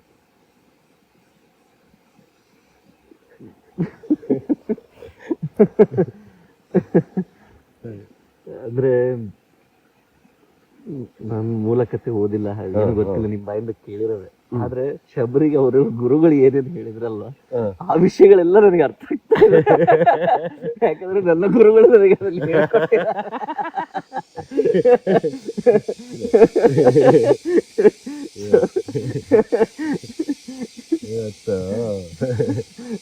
ಅದೇ ನಿಜವಾದ ಕೆಲಸ. ಗುರು ಆ ಕೆಲಸನೇ ಮಾಡೋದು. ಇವತ್ತು ನಿಜವಾದ ಗುರು ಅಂತ ಹೇಳ್ಕೊಳ್ಳೋಂತ ದಾರಿದ್ರ್ಯ ಬಂದ್ಬಿಟ್ಟಿದೆ ಅಂತ ಬೇಜಾರಾಗತ್ತೆ. ಆ ಪದ ಬಳಸ್ಬೇಕು, ನಿಜವಾದ ಗುರು ಪದ ಬಳಸ್ಬೇಕಂದ್ರೆ ಬೇಜಾರಾಗತ್ತೆ ನಂಗೆ ಇವತ್ತು ಅಲ್ವಾ? ನಿಜವಾದ ಚಿನ್ನ, ನಿಜವಾದ ಅಕ್ಕಿ, ನಿಜವಾದ ಸಪ್ರೇಟ್ ಬೇರೆ ಹೇಳ್ಬೇಕಾ? ಆ ಮಟ್ಟ ನಾವು ಇವತ್ತು ಎಲ್ಲವನ್ನು ಭ್ರಷ್ಟ ಮಾಡ್ಕೊಂಡ್ಬಿಟ್ಟಿದೀವ ಅಂತ ಬೇಜಾರಾಗುತ್ತೆ. ಗುರುಗಳು ನಿಜವಾದ ಗುರು ಅಂತ ಹೇಳ್ಬೇಕಾ ನಾನು ಇವತ್ತು? ಅಷ್ಟು ಜನ ಕಳ್ಳು ಗುರುಗಳಾಗ್ಬಿಟ್ಟು ನಿಜವಾದ ಗುರು ಬೇರೆ ಹೇಳ್ಬೇಕು ಇವತ್ತು. ತುಂಬ ಮನಸ್ಸಿಗೆ ಬೇಸರಾಗಿ ಬಳಸೋಂಥ ಪದ ಆ್ಯಕ್ಚುಲಿ ನಾವು ನಿಜವಾದ ಗುರು ಅಂತ. ಸೊ ಇದನ್ನೇ ಕೃಷ್ಣ ಕೂಡ ಅದೇ ಕೆಲಸ ಮಾಡ್ತಾನೆ. ಉದ್ಧವ ಗೀತೆ ಅಂತಿದೆ ಭಾಗವತದಲ್ಲಿ. ಕೃಷ್ಣ ಇನ್ನೇನು ಪರಂಧಾಮಕ್ಕೆ ಹೋಗಬೇಕು ಅಂತ ಆದಾಗ ವಿಷಯ ಗೊತ್ತಾಗಿ ಉದ್ಧವ ಬರ್ತಾನೆ. ಉದ್ಧವ ಕೃಷ್ಣನ ಇದಕ್ಕೆ ಕರ್ಕೊಂಡು ಹೋದವನು, ದ್ವಾರಕೆ ಅಂತೀನಿ ಹೇಳೋದು, ಮಥುರೆಗೆ ಕರ್ಕೊಂಡು ಅವಾಗಿಂದ ಚಿಕ್ಕ ವಯಸ್ಸಿನ ಜೊತೆಗಿದ್ದವನು ಉದ್ಧವ. ಸಾರಥಿಯಾಗಿ ಜೊತೆಗಿದ್ದವನು ಉದ್ಧವ. ತುಂಬ ಕ್ಲೋಸ್ ಫ್ರೆಂಡ್ಸ್ ಇಬ್ಬರುವೆ. ಅವನು ಬರೀ ಗೆಳೆಯನಷ್ಟೇ ಅಲ್ಲದೆ ಗುರುವಾಗಿ ಎಲ್ಲವನ್ನೂ ನೋಡಿದ್ದಾನೆ. ಕೃಷ್ಣ ನಡೆ ನುಡಿ ಎಲ್ಲವನ್ನೂ ಸೂಕ್ಷ್ಮವಾಗಿ ಗಮನಿಸಿದ್ದಾನೆ. ಹಾಗಾಗಿ ಅವನಿಗೆ ಉಪದೇಶವೇ ಇಲ್ಲ. ಜೀವನಪ್ರತಿ ಜೊತೆಗಿದ್ದಾಗ ಕೃಷ್ಣ ಉಪದೇಶನೇ ಮಾಡಿಲ್ಲ. ಯಾಕಂದ್ರೆ ಅವಶ್ಯಕತೆನೇ ಇಲ್ಲ ಅವನಿಗೆ. ಬೇರೆಗೆಲ್ಲ ಉಪದೇಶ ಮಾಡೋದು ನೋಡ್ತಿದ್ದ ಉದ್ಧವ, ಜೊತೆಗಿರೋದು ನೋಡ್ತಿದ್ದ. ಸಾರಥಿ ಕರ್ಕೊಂಡೋಗಿ ಇಬ್ಬರು ಮಧ್ಯೆ ನಿಲ್ಸು ಅಂತ ಅರ್ಜುನ ಕೇಳದಂಗೆ ಕೇಳಲ್ಲ ಯಾವತ್ತು. ಅಲ್ವಾ? ಅರ್ಜುನ ಕೇಳ್ತಾನಲ್ಲ, ಅವರಿಬ್ಬರ ಮಧ್ಯೆ ಕರ್ಕೊಂಡು ನಿಲ್ಸು ನನ್ನ ಅಂತ. ಅವರೆಲ್ಲ ನೋಡ್ಬೇಕು ಅಂತ ಕರ್ಕೊಂಡು ಮಧ್ಯೆ ನಿಲ್ಸ್ಬಿಡ್ತೀನಿ. ಕೃಷ್ಣ ಮಾಡ್ತೀನಿ ನಿನಗೆ, ನನಗೆ ಅಂತ ಅಲ್ಲಿ ಕರ್ಕೊಂಡು ನಿಲ್ಸು, ಇಲ್ಲಿ ತೋರಿಸು ನನಗೆ ಅಂತ ಮಾಡ್ತಾರೆ, ನಿಲ್ಸ್ಬಿಡ್ತಾನೆ. ಇಬ್ರು ಮಧ್ಯೆ ನಿಲ್ಸ್ಬಿಡ್ತಾನೆ, ನೋಡ್ತಾನೆ ನಿನಗೆ ಅಂತ. ಅವತ್ತು ದ್ವಂದ್ವ ಆಗ್ಬಿಡುತ್ತೆ ನನಗೆ. ಹಂಗೆ ಇಲ್ಲಿ ಉದ್ಧವಂಗೆ ಯಾವತ್ತು ಅಂದಿಲ್ವಲ್ಲ ಕೃಷ್ಣ. ಬಹುಶಃ ಅಂತ ಒಬ್ಬ ಆತ್ಮೀಯ ಗೆಳೆಯ, ಆತ್ಮ ಸಖ, ಗುರು ಆದಂಥವನು ದೇಹ ಬಿಟ್ಟು ಹೋಗ್ತೀನಿ ಅಂದಾಗ ಅಷ್ಟು ದಿನ ಜೊತೆಗೆ ಇದ್ನಲ್ವಾ, ಅವನಿಗೆ ಮಿಸ್ ಮಾಡ್ಕೊಂಡಿಲ್ಲ ಉದ್ಧವ. ಯಾವಾಗಲೂ ಜೊತೆಗೆ ಮಿಸ್ ಮಾಡ್ಕೊಳಕ್ಕೆ ಅವಕಾಶನೇ ಸಿಕ್ಕಿಲ್ಲ. ಸಡನ್ ಆಗಿ ಅವನು ಹೊರಡ್ತೀನಿ ಪರಂಧಾಮಕ್ಕೆ ಅಂದಾಗ ವಿಚಲಿತನಾಗ್ಬಿಡ್ತಾನೆ. ವಿಚಲಿತನಾಗ್ತಾನೆ, ಹೋಗ್ಬಿಟ್ಟಪ್ಪ ನೀ ಇಲ್ಲ ಹೆಂಗಪ್ಪ ಬದುಕೋದು ಅಂತ. ಆಗ ಅಲ್ಲಿ ಉದ್ಧವನಿಗೆ ಕೃಷ್ಣ ಅವಧೂತ ಗೀತೆ ಹೇಳ್ತಾನೆ. ಒಬ್ಬ ರಾಜ ಮತ್ತೆ ಅವಧೂತ ಸಿಕ್ಕಿ ಭೇಟಿಯಾದ ಕಥೆ ಹೇಳ್ತಾನೆ. ಅಲ್ಲಿ ರಾಜ ಕೇಳ್ತಾನೆ ಅವಧೂತನಿಗೆ, ಅಯ್ಯಾರಂತ ಎಲ್ಲ ಇದೆ, ದುಃಖದಲ್ಲಿದ್ದೀನಿ, ನಿನ್ಗೇನಿಲ್ಲ, ಹೆಂಗಪ್ಪ ಸುಖವಾಗಿದ್ಯಾ ಕೇಳ್ತಾನೆ. ಎಲ್ಲ ಬಿಟ್ಬಿಟ್ಟು ಅದಕ್ಕೆ ಸುಖವಾಗಿದ್ದೀನಿ ಅಂತ ಉತ್ತರ ಕೊಡ್ತಾನೆ ಅವನು. ಅದಕ್ಕೆ ನಾನು ಕಾರಣ ಹೇಳ್ತೀನಿ, ಯಾರು ಗುರು ಅಂತ ಕೇಳ್ತಾನೆ ರಾಜ. ಆಗ ನನಗೆ 24 ಜನ ಗುರುಗಳು ಅಂತಾನೆ. ಯಾವುದು? ಸೂರ್ಯ ಗುರು. ಯಾಕೆ? ಎಲ್ಲವನ್ನು ಹೇಳ್ತಾನೆ, ವಾಪಸ್ ನಮ್ಗೆ ಎಲ್ಲವನ್ನು ಕೊಡ್ತಾನೆ. ಅದನ್ನ ಕಲಿತೆ ನಾನು, ಗಾಳಿಯಿಂದ ಕಲಿತೆ. ಅದು ಪರಿಮಳವಾದ ಹೂದೋಟದ ಮೇಲೆ ಹಿಂಗೆ ಹೋದ್ರೆ ಅದು ಘಮವನ್ನ ತಗೊಂಡು ಹೋಗುತ್ತೆ. ಅದೇ ಒಂದು ಹೆಣದ ಮೇಲೆ ಹೋದ್ರೆ ದುರ್ವಾಸನೆಯನ್ನ ತಗೊಂಡು ಹೋಗುತ್ತೆ. ಅದು ಯಾವುದಕ್ಕೂ ಅಂಟಿಕೊಳ್ಳುವುದಿಲ್ಲ, ಗಾಳಿಗೆ ವಾಸನೆ ಇಲ್ಲ ಅಂದ್ಬಿಡ್ತಾನೆ. ಹಾಗೆ ನಾನು ವಾಸನೆಯನ್ನ ಮೀರಬೇಕು. ಹೇಗೆ ಗಾಳಿ ಯಾವುದಕ್ಕೂ ಅಂಟಿಕೊಳ್ಳುವುದು, ಹಾಗೆ ನಾನು ಅಂಟಿಕೊಳ್ಳದೆ ಬದುಕಬೇಕು. ಆಕಾಶದಿಂದ ಕಲಿತೆ. ಹೇಗೆ ಎಲ್ಲವನ್ನೂ ಸಾಕ್ಷಿಭೂತನಾಗಿ ನೋಡ್ತಿದ್ದೆ, ನಾನು ಹಾಗೆ ಸಾಕ್ಷಿಭೂತನಾಗಿ ನೋಡೋದಕ್ಕೆ ಆಕಾಶದಿಂದ ಕಲಿತೆ ಅಂತಾನೆ.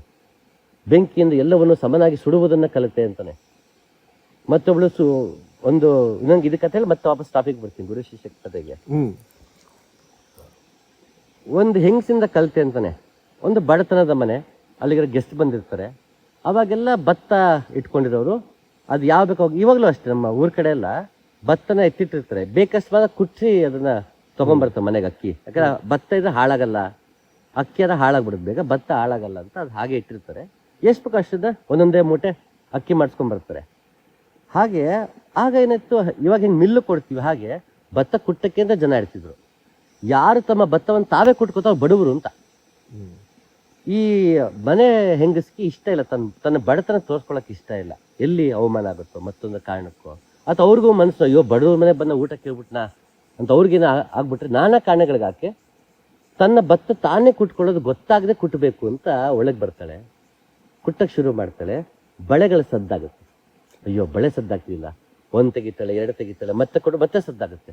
ಎಲ್ಲವನ್ನೂ ತೆಗಿತಾಳೆ. ಒಂದು ಮಾತ್ರಕ್ಕೆ ಆಗಿನ ಕಾಲದಲ್ಲಿ ಎಲ್ಲ ಬಳೆ ತೆಗಿಯೋಗಿಲ್ವಲ್ಲ, ಆಗಿನ ಪದ್ಧತಿ ಪ್ರಕಾರ ಅಟ್ಲೀಸ್ಟ್ ಒಂದೊಂದು ಬಳೆ ಉಳಿಸ್ಕೋಬೇಕಿತ್ತು. ಎಷ್ಟು ಬಳೆ ತೆಗೆದು ಸೌಂಡ್ ಬಿಡ್ತಿರುತ್ತೆ. ಕೊನೆಗೆ ಈ ಕೈಯಲ್ಲಿ ಒಂದು ಬಳೆ, ಈ ಕೈಯಲ್ಲಿ ಒಂದು ಬಳೆ ಇಟ್ಕೊಂಡು ಮಿಕ್ಕಿದೆಲ್ಲವನ್ನು ತೆಗೆದು ಕುಡ್ತಾಳೆ, ಸದ್ದು ಬರಲ್ಲ. ಹೇಳ್ತಾನೆ ಎಲ್ಲಿ ಒಂದಿರುತ್ತೋ ಅಲ್ಲಿ ದ್ವಂದ್ವ ಇಲ್ಲ, ಅಲ್ಲಿ ಸದ್ದಿಲ್ಲ ಅಂತ. ಅದರಿಂದ ಕಲಿತೆ ಅಂತಾನೆ ಅವಧೂತ. ಎಲ್ಲಿ ಒಂದಿರುತ್ತೋ, ಎಲ್ಲಿ ಒಂದು ಅಂತಿರುತ್ತೋ ಅಲ್ಲಿ ದ್ವಂದ್ವ ಇಲ್ಲ, ಅಲ್ಲಿ ಸದ್ದಿಲ್ಲ, ಅಲ್ಲಿ ಘರ್ಷಣೆ ಇಲ್ಲ. ಇದನ್ನ ಕಲಿತು ಹಾಗೆ ಒಂಟಿಯಾಗಿ ಬದುಕ್ತಾ ಇದ್ದೀನಿ ಅಥವಾ ಒಂದಾಗಿ ಬದುಕ್ತಾ ಇದ್ದೀನಿ, ಸತ್ಯದಲ್ಲೇ ಲೀನವಾಗಿಬಿಟ್ಟಿದ್ದೀನಿ. ಹಲವಾರು ರೀತಿ ನೋಡ್ಬೋದು. ಈ ಒಂದು ಉದಾಹರಣೆನ ಹಲವು ರೀತಿ ನೋಡ್ಬೋದು. ಸದ್ಯಕ್ಕೆ ಒಂದೇ ಉತ್ತರ ತಗೋಣ. ಒಬ್ಬ ಒಂಟಿಯಾಗಿ ಬದುಕ್ಬಿಟ್ಟೆ, ನಾನು ಯಾರ ಸಂಪರ್ಕವೂ ಬೇಡ ಅಂತ ಒಬ್ಬನೇ ಇದ್ಬಿಟ್ಟೆ ಅರ್ಥಕ್ಕೆ ಸದ್ಯಕ್ಕೆ ತಗೋಣ. ಇದು ಹಲವು ರೀತಿಯಲ್ಲಿ ನೋಡ್ಬೋದು ಯೋಗ ಮಾರ್ಗದಲ್ಲಿ. ಸೊ ಹೀಗೆ ಪಿಂಗಳ ಅನ್ನೋ ಸೂಳೆಯಿಂದನೂ ಕಲಿತೆ ಅಂತಾನೆ.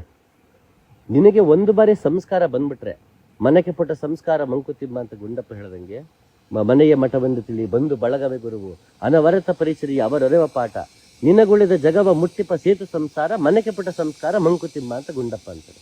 ಮನೆಗೆ ಪುಟ್ಟ ಸಂಸ್ಕಾರ ಮಂಕುತಿಮ್ಮ. ಮನಸ್ಸು ಹೇಗೆ ವರ್ತಿಸ್ಬೇಕು ಅನ್ನೋದು ನಮ್ಗೆ ಗೊತ್ತಾಗಬೇಕಾದ್ರೆ ಸಂಸ್ಕಾರ ಇರಬೇಕು.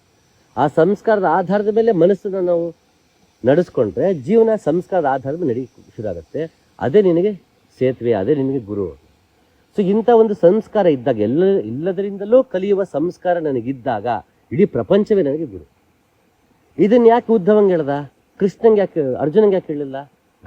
ಛಂದಸ್ಸುಗಳಲ್ಲಿ ನಾನು ಗಾಯತ್ರಿ ಛಂದಸ್ಸು, ಎಲ್ಲರಲ್ಲೂ ನಾನೇ ಮೇರುವಾಗಿದ್ದೇನೆ, ಎಲ್ಲದಕ್ಕೂ ನಾನೇ ಬಿಗ್ ಬಾಸ್ ಅಂತ ಕೃಷ್ಣಂಗೆ ಕೃಷ್ಣ ಹೇಳ್ಬಿಟ್ಟು ಎಲ್ಲವನ್ನು ತ್ಯಜಿಸ್ಬಿಟ್ಟು ನನ್ನಲ್ಲೇ ಶರಣಾಗು, ಆಮೇಕಂ ಶರಣಂ ವ್ರಜ ಅಂತ ನನ್ನಲ್ಲೇ ಶರಣಾಗು ಅಂತ ಕೃಷ್ಣಂಗೆ ಅರ್ಜುನಂಗೆ ಹೇಳ್ತಾನೆ ಕೃಷ್ಣ. ಇಲ್ಲಿ ನನಗೆ ಶರಣಾಗು ಅಂತ ಹೇಳ್ತಿಲ್ಲ ಉದ್ಧವಂಗೆ. ಶರಣಾಗರೆ ಪಾಪ ದೇಹದಲ್ಲಿ ಇದಾವಲ್ಲ ಕೃಷ್ಣ, ಎಲ್ಲಿಂದ ಶರಣಾಗು ಅಂತ ಹೇಳ್ತಾನೆ? ದೇಹ ಬಿಟ್ಟು ಹೋಗ್ತಾ ಇದ್ದಾನೆ. ಅವಾಗ ಶರಣಾಗತಿ ಕಲಿಸ್ಬಾರ್ದು, ಸ್ವಾತಂತ್ರ್ಯ ಕಲಿಸ್ಬೇಕು ಶಿಷ್ಯನಿಗೆ. ಅಲ್ಲಿ ಇನ್ನೂ ದೇಹದಲ್ಲಿ ಇದ್ದಾನೆ ಕೃಷ್ಣ, ಜೊತೆಗೆ ಸಾರಥ್ಯ ಕೂತೀನಿ ಅರ್ಜುನನ್ಗೆ. ಇನ್ನೂ ಎಷ್ಟೋ ವರ್ಷ ಇರ್ತಾನೆ ಜೊತೆಗೆ, ಅರ್ಜುನ ಜೊತೆಗೆ. ಹಂಗಾಗಿ ಅಲ್ಲಿ ನನಗೆ ಶರಣಾಗೋ ಮಿಕ್ಕಿದ್ದು ನಾನು ನೋಡ್ಕೋತೀನಿ ಅಂತಾನೆ. ಉದ್ದವಂಗ ಅದನ್ನ ಹೇಳಲ್ಲ, ಯಾಕಂದ್ರೆ ಶರಣಾಗು ಅಂತ ಹೇಳಿದ್ರೆ ಶರಣಾದೆ ದೇಹದಲ್ಲಿ ಇಲ್ಲ ಅವನಿನ್ನು. ಈ ಸಲ ದೇಹದಲ್ಲಿ ಇದ್ದು ಅದಕ್ಕೆ ಫೈನ್ ಟ್ಯೂನ್ ಆಗ್ಬಿಟ್ಟಿದ್ದಾನೆ ಉದ್ದವ. ನನ್ನ ಜೊತೆ ಕೃಷ್ಣ ಇದ್ರೆ ಅಂತ ಆರಾಮಾಗಿ ಇದ್ಬಿಟ್ಟಿದ್ದ. ಅಂತ ಏನ್ ಮಾಡಿದ್ರೆ ಧೈರ್ಯ ತುಂಬಿ ಉದ್ಧವನಿಗೆ ಈ ಅವಧೂತ ಕಥೆ ಹೇಳ್ತಾನೆ.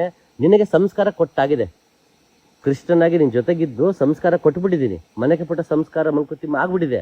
ಹಾಗಾಗಿ ಈ ಸಂಸ್ಕಾರದ ಆಧಾರದ ಮೇಲೆ ಅಲ್ಲಿ ಹೇಗೆ ಅವಧೂತನಿಗೆ 24 ಗುರುಗಳು ಕಂಡ್ರೋ ಹಾಗೆ ನೀವು ಎಲ್ಲರಲ್ಲೂ ಗುರು ಕಾಣ್ಬೋದು, ನನ್ನ ಅವಶ್ಯಕತೆ ಇಲ್ಲ ಅಂತಾನೆ.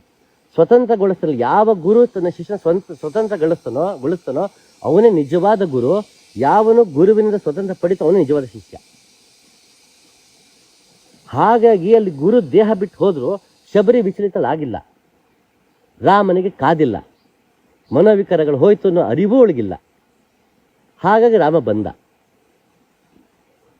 ಇದಕ್ಕೆ ಯಾಕಿದನ್ನು ಹೇಳ್ತೀನಿ ಅಂದ್ರೆ, ಗುರುವಿಗೆ ವ್ಯಾಮೋಹದಲ್ಲಿ ಅಂಟಿಕೊಂಡು ಬಿಟ್ಟರೆ ದೇಹದಲ್ಲಿ ಇದ್ದಾಗಲೇ ಗುರು ಆತ. ಅವನು ದೇಹದಲ್ಲಿ ಇಲ್ವಾ ಗದ್ಗೆ ರಜಾ ಹಾಕಿ ಹೋಗ್ಬೇಕು. ಆ ವ್ಯಾಮೋಹ ಕಳ್ಕೊಂಡ್ಬಿಟ್ರೆ ಕೂತಲ್ಲೇ ಗುರು, ನಿಂತಲ್ಲಿ ಗುರು, ಸ್ಮರಿಸಿದಾಗ ಗುರು, ಎಲ್ಲ ಕಡೆಯೂ ಗುರು. ಒಳ್ಳೆದಲ್ಲೂ ಗುರು, ಕೆಟ್ಟದಲ್ಲೂ ಗುರು, ತಪ್ಪಲ್ಲೂ ಗುರು, ಸರಿಯಲ್ಲೂ ಗುರು. ಉಸಿರು ತಗೊಂಡ್ರೆ ಗುರು, ಉಸಿರು ಬಿಡ್ತಾ ಗುರು, ಎಲ್ಲದರಲ್ಲೂ ಗುರುಮಯ. ಆ ಹಂತಕ್ಕೆ ಹೋಗ್ಬೇಕು ಅಂದ್ರೆ ದೇಹಕ್ಕೆ ಅಂಟಿಕೊಳ್ಳಬಾರದು. ಹೇಗೆ ಹಿಂಗೆ ಕೂತಿದ್ದೆ, ಹಂಗೆ ಅಪ್ಪ ಹಿಂಗೆ ಕೂತಿದ್ದ, ನಾಗರಾಜಪ್ಪ ಹಿಂಗೆ ಕೂತಿರೋದು ಮನೇಲಿ, ನಾನು ಹಿಂಗೆ ಕೂತಿರ್ತಿದ್ದೆ ಅಪ್ಪನ ಮುಂದೆ ಕೂತ್ಕೊಂಡು ನೋಡ್ಕೊಂಡು ಕೂರೋದು ಅಷ್ಟೇ. ನಾವು ಅಪ್ಪನ ನೋಡೋದೇ ನನ್ನ ಕೆಲಸ, ಬರೀ ಹೆಂಗೆ ಕೆಲಸ ನನಗೆ ಅಲ್ಲ. ಅಷ್ಟು ಮೌನ ನಾಗರಾಜಪ್ಪ, ನೋಡ್ತಾ ಕೂತಿರ್ತಿದ್ದೆ ಹಿಂಗೆ.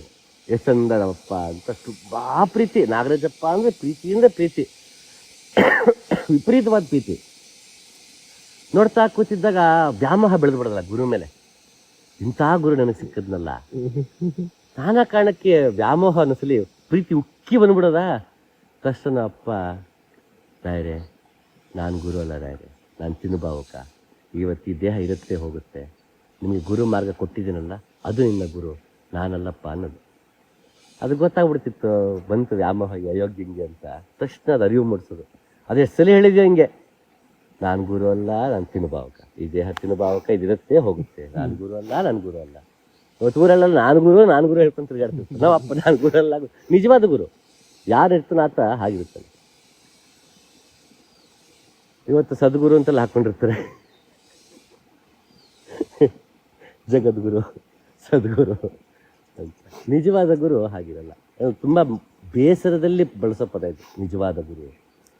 ತುಂಬ ಬೇಸರದಲ್ಲಿ ಬಳಸೋ ಪದ ನಾನು. ಹಾಗೆ ಆ ಗುರುವಿನ ಮೇಲೆ ವ್ಯಾಮೋಹವನ್ನು ಕಳಿಸೋನು ಗುರು. ಆ ವ್ಯಾಮೋಹ ಅಲ್ಲಿ ಕಳಿಸಿದ್ದಕ್ಕೇನೆ ಶಬರಿಗೆ ವ್ಯಾಮೋಹ ಕಳಿಸಿದ್ದಕ್ಕೇನೆ ಅಲ್ಲಿ ಗುರು ದೇಹ ಬಿಟ್ಟಾಗ ವಿಚಲಿತಳಾಗಿಲ್ಲ. ಯಾಕೆ? ಮಾರ್ಗ ನೀಡಾಗಿದೆ, ಮಾರ್ಗದಲ್ಲಿ ಈಕೆ ನಡೆದಾಗಿದೆ. ಉದ್ಧವನಿಗೆ ಕೃಷ್ಣ ಹೇಳ್ದಂಗೆ ಎಲ್ಲರಲ್ಲೂ ಗುರುವನ್ನು ಕಾಣೋ ಸಾಮರ್ಥ್ಯ ಬಂದಿದೆ, ಮನೋವಿಕಾರಗಳು ಹೋಗಿದೆ. ಹಂಗಾಗಿ ಶಬರಿ ಕಾಯಲೇ ಇಲ್ಲ. ಕಾದ್ರೆ ನಿಂಗೆ ಆತರ, ಆತಂಕ, ಚಡಪಡಿಕೆ, ಆಗ ನಿಂಗೆ ತಾಳ್ಮೆ, ಸಹನೆ ಎಲ್ಲನೂ ಕಲಿಸ್ಬೇಕು ನಿಂಗೆ. ಅವಾಗ ನೀನು ಕಾಯ್ತಾನೆ ಇಲ್ಲ ಅಂದಾಗ ಅವಾಗ ಸಮಾಧಾನ ಮಾಡ್ಕೊಂತ ಈ ಸಮಾಧಾನ ಮಾಡಕ್ಕೆ ಎಲ್ಲಿರುತ್ತೆ? ಅವಕಾಶ ಇಲ್ಲ ಅವಾಗ. ಇವತ್ತು ನಾಳೆ ಬಂದೇ ಬರ್ತಾನೆ ರಾಮ, ನೀವು ಕಾಯ್ಬೇಕು, ರಾಮಯ್ಯ ವಸ್ತಾವಯ್ಯ ಅಂತ ಹಾಡೋ ಅವಶ್ಯಕತೆ ಇಲ್ವಲ್ಲ ಅಲ್ವಾ? ಹಾಗೆ ಈ ಮಹಾಕಶ್ಯಪ ಅನ್ಸುತ್ತೆ, ಬುದ್ಧನ ಜೊತೆಗೆ ಮಹಾಕಶ್ಯಪನ ಇರಬೇಕು. ತಪ್ಪು ಹೆಸರನ್ನು ಹೇಳ್ತಿರ್ಬೋದು, ನಾನು ಹೆಸರು ಜ್ಞಾಪಕ ಬರ್ತಿಲ್ಲ. ಅವನು ಇನ್ನೇ ಜ್ಞಾನದೇ ಆಗುವ ಹಂತ, ಬೋಧಿಸತ್ವ ಆಗ್ಬಿಟ್ಟಿರ್ತಾನ ಅವನು. ಈ ತನ್ನಂತ ಕಂಡ್ಕೊಳ್ಳೋ ಹಂತಕ್ಕೆ ತಲುಪ್ತಾ ಇರ್ತಾನೆ. ಪೋಸ್ಟ್ಪೋನ್ ಮಾಡ್ತಿರ್ತಾನ ಅವ್ನು ಯಾವಾಗ್ಲೂ. ಬುದ್ಧ ಬಂದು ನೋಡ್ತಾನೆ, ಯಾಕೆ ಹಿಂಗೆ ಪೋಸ್ಟ್ಪೋನ್ ಮಾಡ್ತಾ ಇದ್ದಾನಲ್ಲ ಅಂತ. ಅಲ್ಲ, ನಾನೀಗ ನನ್ನನ್ನು ಕಂಡ್ಕೊಂಡ್ಬಿಟ್ರೆ ನಾನು ಬುದ್ಧನಾಗ್ಬಿಡ್ತೀನಿ. ಬುದ್ಧನ ಎಚ್ಚರಗೊಂಡವನು ಅಂತ. ಸೊ ನೀನು ಎಚ್ಚರಗೊಂಡು, ನಾನು ಎಚ್ಚರಗೊಂಡವನು. ನಾನು ಎಚ್ಚರಗೊಂಡ ಮೇಲೆ ನನಗೆ ನಿನ್ನ ಅವಶ್ಯಕತೆ, ನಿನಗೆ ನನ್ನ ಅವಶ್ಯಕತೆ ಇಲ್ಲ. ಮತ್ತೆ 10 ಜನಕ್ಕೆ ಜ್ಞಾನನ ಹಂಚಿ ಹೋಗೋದು ನಾನು ಕಳಿಸ್ಬಿಡ್ತೀಯಾ? ನಿನ್ನಿಂದ ದೂರ ಆಗ್ಬಿಡ್ತೀನಲ್ಲ ಬುದ್ಧ, ಹಂಗಾಗಿ ನನಗೆ ಜ್ಞಾನದೇವೇ ಬೇಡ, ನಾನು ಹೀಗೆ ಇದ್ಬಿಡ್ತೀನಿ ಅಂತಾನೆ. ಒಂದು ಅಷ್ಟು ಅಪಾರವಾದ ಪ್ರೀತಿ ಗುರುವಿನ ಮೇಲೆ. ಇಲ್ಲಪ್ಪ, ಹಂಗಾಗಲ್ಲ, ನಿನ್ನ ಕೆಲಸವೇ ಅದು, ನನ್ನ ಕೆಲಸ ಅದು. ನಾನು ಎಚ್ಚರಗೊಂಡೆ, ಇನ್ನೊಬ್ಬನ ಎಚ್ಚರಗೊಳಿಸ್ಬೇಕು, ಮತ್ತೆ ನಿನ್ನ 10 ಜನ ಎಚ್ಚರಗೊಳಿಸ್ಬೇಕು. ದೀಪದಿಂದ ದೀಪವ ಹಚ್ಚಬೇಕು ಮಾನವ ಅಂತ ಹಾಡು ಕೇಳಿದ್ದೀವಲ್ಲ, ಹಾಗೆ ಕೆಲಸವೇ ಅದು. ದಿಯೋಯನ ಪ್ರಚೋದಯ, ನನ್ನಲ್ಲಿ ಬೆಳಕು ಪ್ರಚೋದನೆ ಆಗಬೇಕು, ಇನ್ನೊಬ್ಬ ನಾ ಬೆಳಕು ಪ್ರಚೋದನೆ ಮಾಡಬೇಕು, ಆತ ಇನ್ನೊಬ್ಬನ ಬೆಳಕು ಪ್ರಚೋದನೆ ಮಾಡಬೇಕು. ಅದೇ ಕೆಲಸ ಇದು, ಚೈನ್ ಲಿಂಕ್ ಇದು. ಹಾಗಿದ್ದಾಗ ನನ್ನ ಕೆಲಸ ಅದೇ, ನೀ ಅದು ಆಗಲೇಬೇಕು. ನನ್ನ ಮೇಲೆ ವ್ಯಾಮ ಇಟ್ಕೊಂಡು ನೀನು ಕೂರ ಹಾಗಿಲ್ಲ. ನೀನು ಎಚ್ಚರಗೊಳ್ಳೋ ಎಲ್ಲವೂ ಆಗಿದೆ, ಸಿದ್ಧತೆ ಇದೆ, ನೀ ರೆಡಿ ಇದೆಯಾ, ನೀನು ಎಚ್ಚರವಾಗಬೇಕು ಅಂತ ಗುರು ಶಿಷ್ಯರ ಮಧ್ಯೆ ವ್ಯಾಮೋಹವನ್ನು ಕಳಿಸ್ತಾನೆ ಬುದ್ಧ. ಹಾಗಾಗಿ ಗುರು ದೇಹದಲ್ಲಿ ಇದ್ದು ಒಂದೇ, ಇಲ್ಲ ಅಂದ್ರೆ ಒಂದೇ. ಹಾಗೂ ಒಂದು ದೇಹದಲ್ಲಿ ಇಲ್ಲ ಅಂದಾಗ ನೀವು ವಿಚಲಿತನಾದೆ ಅಂದರೆ ಅಲ್ಲಿ ಗುರುನು ಫೇಲ್ ಆಗಿದ್ದಾನೆ ಅಂತ ಅರ್ಥ. ಗುರುನು ಫೇಲ್ ಆದ, ಶಿಷ್ಯನೂ ಫೇಲ್ ಆದ. ಮೆಜಾರಿಟಿ ಗೋಸ್ತು ಗುರು, ಅವನ ಕೆಲಸ ಅದು. ಹಾಗೆ ಶಬರಿಯ ಗುರು ಅಂತ ಬಂದಾಗ ಮನೋವಿಕಾರಗಳನ್ನು ಕಳೆದುಕೊಂಡಿದ್ದೇನೆ ಅನ್ನೋ ಭಾವವನ್ನೂ ಕಳಿಸಿದಂತಹ ಗುರು, ಎಲ್ಲವನ್ನೂ ಸಮಾನವಾಗಿ ನೋಡಿದಂತಹ ಗುರು, ಹುಲಿ ಮತ್ತು ಹಸುವು ಒಂದೇ ಕಡೆ ಇರುವಂಥ ಪ್ರೇಮ ಘೋರಗಳೊಂದೇ ಮಂಕುತಿಮ್ಮ ಅನ್ನುವಂತಹ ಸಮಭಾವದಲ್ಲಿ, ಸಮಚಿತ್ತತೆಯಲ್ಲಿ ಸಾಕ್ಷೀಭೂತನಾಗಿ ನೋಡಿದಂತಹ ಗುರು ಶಬರಿಯ ಗುರು. ಮತ್ತೆ ಶಿಷ್ಯರನ್ನು ಸ್ವತಂತ್ರಗೊಳಿಸಿದಂತಹ ಗುರು, ತಾನು ಸ್ವತಂತ್ರನಾಗಿ ಎಲ್ಲರನ್ನೂ ಸ್ವತಂತ್ರಗೊಳಿಸಿದ್ರು. ಮುಕ್ತಿ ಎಲ್ಲಿಗೆ ಸಿಗತ್ತೆ? ಸ್ವತಂತ್ರ ಆಗದೆ ಮುಕ್ತಿ ಸಿಗಕ್ಕೆ ಸಾಧ್ಯ ಇಲ್ಲ. ಇವತ್ತೆಲ್ಲರೂ ಮೋಕ್ಷ ಬೇಕು, ಮುಕ್ತಿ ಬೇಕು, ಸ್ವಾತಂತ್ರ್ಯದ ಬಗ್ಗೆ ಯೋಚನೆ ಇಲ್ಲ ನಮಗೆ. ಅಪ್ಪ ಅಮ್ಮ ಮಾತು ಕೇಳ್ತಿದ್ವಿ, ಈಗ ಗುರು ಮಾತು ಕೇಳ್ತಿದ್ವಿ ಅಷ್ಟೇ. ನಾವು ಅವ್ರಂಗ ನಮ್ಮ ಗುರುಗಳು ಹಿಂಗೆ ಹೇಳ್ಬಿಡಿದ್ರೆ ನಾವು ದಿನ ಬೆಳಗ್ಗೆ ಇದು ಮಾಡಬೇಕು. ಅವು ಮುಂಚೆ ಏನು ಮಾಡ್ತಿದ್ವಿ, ನಾವು ಅಪ್ಪ ಅಮ್ಮ ಹಿಂಗೆ ಹೇಳಿದ್ರೆ ಹಂಗೆ ಮಾಡಬೇಕು, ಹೆಂಡತಿ ಹಿಂಗೆ ಹೇಳ್ತಿ ಹಿಂಗೆ ಮಾಡ್ತಿದ್ವಿ, ಗಂಡ ಹಿಂಗೆ ಹೇಳಿ ಹಿಂಗೆ ಮಾಡ್ಬೇಕು, ಯಾರು ಹೇಳಿದ್ರೆ ಫಾಲೋ ಮಾಡ್ತಿದ್ವಿ. ಎಲ್ಲ ಬಿಟ್ಟು ಗುರು, ನಮ್ಮ ಗುರು ಹಿಂಗೆ ಅಂದಿದ್ದಾರೆ ಹಿಂಗೆ ಮಾಡ್ತೀವಿ, ಹಿಂಗೆ ಕೂತ್ಕೋತೀನಿ, ಹಿಂಗೆ ಕಣ್ಮುಚ್ತೀವಿ. ಆ ಮತ್ತೆ ಅವ್ರದ್ದೇ ಡಾಲರ್ ಹಾಕೋ, ಮನೆ ಅವ್ರದ್ದು ದೊಡ್ಡ ಫೋಟೋ ಹಾಕೋ, ಹೆಂಡತಿ ಮಕ್ಕಳು ಫೋಟೋ ಹಾಕೋತಿ, ಗುರು ಫೋಟೋ ಹಾಕೋ. ಫೋಟೋ ಮುಖ ವ್ಯತ್ಯಾಸ ಆಯ್ತು ಅಷ್ಟೇ, ಬಟ್ ಯಾವುದೋ ಒಂದು ಫೋಟೋ ಇದ್ದಿದೆ ಮತ್ತೆ ಮನೇಲಿ. ಮಿಸ್ ಮಾಡಿದ ವಾರಕ್ಕೊಂದ್ಸಲ ಪಬ್ಗೆ ಹೋಗ್ತಿದ್ದೆ, ಮಿಸ್ ಮಾಡಿದ ವಾರಕ್ಕೊಂದ್ಸಲ ಆಶ್ರಮಕ್ಕೆ ಹೋಗ್ತಿದ್ದೆ. ಏನು ವ್ಯತ್ಯಾಸ ಬಂತು? ಯಾವುದಾದ್ರು ಮತ್ತೆ ಅಡಿಕ್ಷನ್ಗೆ ಇದು ಚೇಂಜ್ ಆಯ್ತು ಅಷ್ಟೇ. ಮತ್ತದೇ ಮೆಕ್ಯಾನಿಕಲ್ ಲೈಫೇ. ಬೆಳಗ್ಗೆ ಸಂಜೆ ಕೆಲಸ ಮಾಡು, ಮನೆಗೆ ಬಂದಾಗ ಟಿ ವಿ ನೋಡ್ತಿದ್ದ, ನಾನು ಟಿ ವಿ ನೋಡಲ್ಲ, ನಾನು ಧ್ಯಾನ ಕೊಡ್ತೀನಿ. ನಾನು ಟಿ ವಿ ನೋಡ್ತಿದ್ದೆ, ನಾನು ಬಂತು, ನಾನು ಧ್ಯಾನ ಕೊಡ್ತೀನಿ, ಮತ್ತು ನಾನು ಬಂತು. ಏನು ವ್ಯತ್ಯಾಸ ಆಯಿತು? ಯಾರೊಬ್ಬ ಕೇಳ್ತಾನೆ ಅಧ್ಯಾತ್ಮ ಅಂದ್ರೆ ಏನು ಅಂತ ಗುರುಗೆ. ಅವನಂತಾನೆ ಹಸಿದಾಗ ತಿನ್ನುವುದು, ನಿದ್ದೆ ಬಂದಾಗ ಮಲಗುವುದು ಅಂತ. ಈ ಕ್ಷಣದಲ್ಲಿ ಬದುಕುವುದನ್ನು ಕಲಿಸಿಕೊಟ್ಟಿಲ್ಲ ಅಂದರೆ, ತಾನು ಕಲಿಸಿಕೊಟ್ಟಿಲ್ಲ ಅಂದರೆ ಪ್ರಯೋಜನಕ್ಕಿಲ್ಲ. ಹಾಗಾಗಿ ತನ್ನ ಸಾನ್ನಿಧ್ಯದಲ್ಲೇ ಇರಿಸಿಕೊಂಡು ತನ್ನ ಎಲ್ಲ ನಡೆ ನುಡಿಗಳಲ್ಲಿ ಮತ್ತು ಮೌನದಲ್ಲಿ ಕಲಿಸಿಕೊಟ್ಟಂಥ ಗುರು ಶಬರಿಯ ಗುರು ಅಂತ ಹೇಳ್ಬೋದು. ಇವಾಗ ನಡೆ ನುಡಿ ಅಂತ ಹೇಳ್ತಿರ್ತೀರಲ್ವ, ಗುರು ನಡೆ ನುಡಿಯಲ್ಲಿ ಇರ್ತಾನೆ ಅಂತ. ಇದು ಶಬರಿ ಟಾಪಿಕ್ ಅಲ್ಲ, ಗುರು ಶಿಷ್ಯನ ಬಗ್ಗೆ ಮಾತಾಡ್ತೀವಿ. ನನ್ನ ಅನುಭವ ಎಷ್ಟೊಂದ್ಸತಿ ಯಾವುದೋ ಒಂದು ಹೇಳಿದ್ರಲ್ಲ, ಏನೋ ಒಂದು ವಿಚಲಿತ ಆಗೋದು, ಗೊಂದಲ ಬರೋದು, ಏನೋ ಒಂದು ಆಗ್ಬಿಡೋದು, ಆಗ್ಬಾರ್ದು ಆದಾಗ ಆ ಕ್ಷಣದಲ್ಲಿ, ಇವಾಗ ನಾನು ಹತ್ರದಿಂದ ನೋಡ್ತಿರೋದು ನಿಮ್ಮನ್ನ, ಈ ಕ್ಷಣದಲ್ಲಿ ಅಣ್ಣ ಇದ್ರೆ ಏನ್ ಮಾಡ್ತಿದ್ರು ಅನ್ನೋದು ಫಸ್ಟ್ ಥಾಟ್ ಬರೋದು. ಸಮಭಾವದಲ್ಲಿ ನೋಡಬೇಕು, ಎಲ್ಲವೂ ಒಂದೇ ಅಂತ ನೋಡಬೇಕು. ಮತ್ತೆ ಇಮಿಡಿಯೇಟ್ ನೆಕ್ಸ್ಟ್ ಥಾಟ್ ಬರೋದು, ಗುರು ಗಂಟ್ಕೋಬಾರ್ದು, ಗುರು ಹೇಗೆ ನಡೆದಿದ್ದಾನಲ್ಲ ಆ ವಿಷಯಕ್ಕಷ್ಟೇ ಅಂಟ್ಕೋಬೇಕು ಅನ್ನೋದು ಆ ರಿಮೈಂಡರ್ ಆಗಿ ಕೆಲಸ ಮಾಡುತ್ತೆ. ಸೊ ಇಲ್ಲಿ ಅದೇ ಆ ಶಬರಿಯ ಗುರುಗಳು ಶಬರಿಗೆ ಅಷ್ಟ್ರ ಮಟ್ಟಿಗೆ ಅವರು ದಾರಿಯನ್ನ ಎರೆದುಕೊಟ್ಟಿದ್ದಾರೆ ಅಂತ ಹೇಳ್ಬೋದು ಅಲ್ವಾ? ಖಂಡಿತ. ಇಮಿಟೇಷನ್ ಗೇಮ್ ಆಗ್ಬಾರ್ದು. ಹೌದು. ಒಂದೇನ್ ಮಾಡ್ತೀವಿ, ಅವನಿಂತ ಕಾವ್ಯ ಆಗ್ತೀವಿ, ನಾನು ಕಾವ್ಯ ಆಗ್ತೀವಿ ಅಲ್ವಾ? ಪರಮಹಂಸ ವಿವೇಕಾನಂದ ನೋಡಿದ್ರೆ there is no imitation game. ಅಲ್ಲಿ ಇಮಿಟೇಷನ್ ಗೇಮ್ ನಡೆದೇ ಇಲ್ಲ ಅಲ್ಲಿ. ವಿವೇಕಾನಂದ ಪೂರ್ತಿ ಬೈ ತುಂಬಾ ಕಾವಿ ಹಾಕೊಂಡು ಓಡಾಡದಂತ ವ್ಯಕ್ತಿ. ಅವ್ರ ಗುರುಗಳು ತುಂಡು ಬಟ್ಟೆಲಿದ್ದಂತ ವ್ಯಕ್ತಿ ಅಲ್ವಾ? ಇಮಿಟೇಷನ್ ಇಲ್ಲ ನೋಡಲ್ಲಿ. ಗೋವಿಂದ್ ಭಟ್ರು ಶರೀಫ್ ಅಜ್ಜ ಮಧ್ಯೆ ಇಮಿಟೇಷನ್ ಇಲ್ಲ. ಗೋವಿಂದ್ ಭಟ್ರು ಯಾವ್ದೋ ಪಂಚಗಿಂಚೆ ಉಟ್ಕೊಂಡು ಇದು ಮಾಡ್ಕೊಂಡು ಆರಾಮಾಗಿ ಇದ್ದಂಥವ್ರು. ಶರೀಫ್ ಅಜ್ಜ ನವಿಲಿಗಿರಿ ಇಟ್ಕೊಂಡು ಮಾಡ್ತಿದ್ದ. ಶರೀಫ್ ಅಜ್ಜಂಗೂ ಗೋವಿಂದ್ ಭಟ್ರು ಅಪಿಯರೆನ್ಸ್ ವೈಸು ನಮ್ಮ ಅಪ್ಪ ಹಂಗಿದ್ದ ನಾನು ಹಿಂಗಿರ್ಬೇಕು ಅಂತ ಇಮಿಟೇಷನ್ ಗೇಮ್ ಇಲ್ಲ ಅಲ್ಲಿ. ಮತ್ತೆ ಶರೀಫ್ ಅಜ್ಜ ಖಾದರ್ಲಿಂಗದಿಂದ ಒಂದಷ್ಟು ಯೋಗ ಮಾರ್ಗ, ಗೋವಿಂದ್ ಭಟ್ರು ಯೋಗ ಮಾರ್ಗ ಎರಡು ಸರಿ ಬ್ಲೆಂಡ್ ಮಾಡ್ದ. ನಾವು ಅಪ್ಪ ಹೇಳ್ಕೊಟ್ಟೆ ಸರಿ ಅಂತಾನೂ ಕೂರ್ಲಿಲ್ಲ, ಹಾಗಾದ್ರೆ ತಪ್ಪಂತನೂ ಅಲ್ಲ. ಗೋವಿಂದ್ ಭಟ್ರು ಹೇಳ್ಕೊಟ್ಟಿದ್ದು ಎರಡನ್ನೂ ಬ್ಲೆಂಡ್ ಮಾಡ್ದ.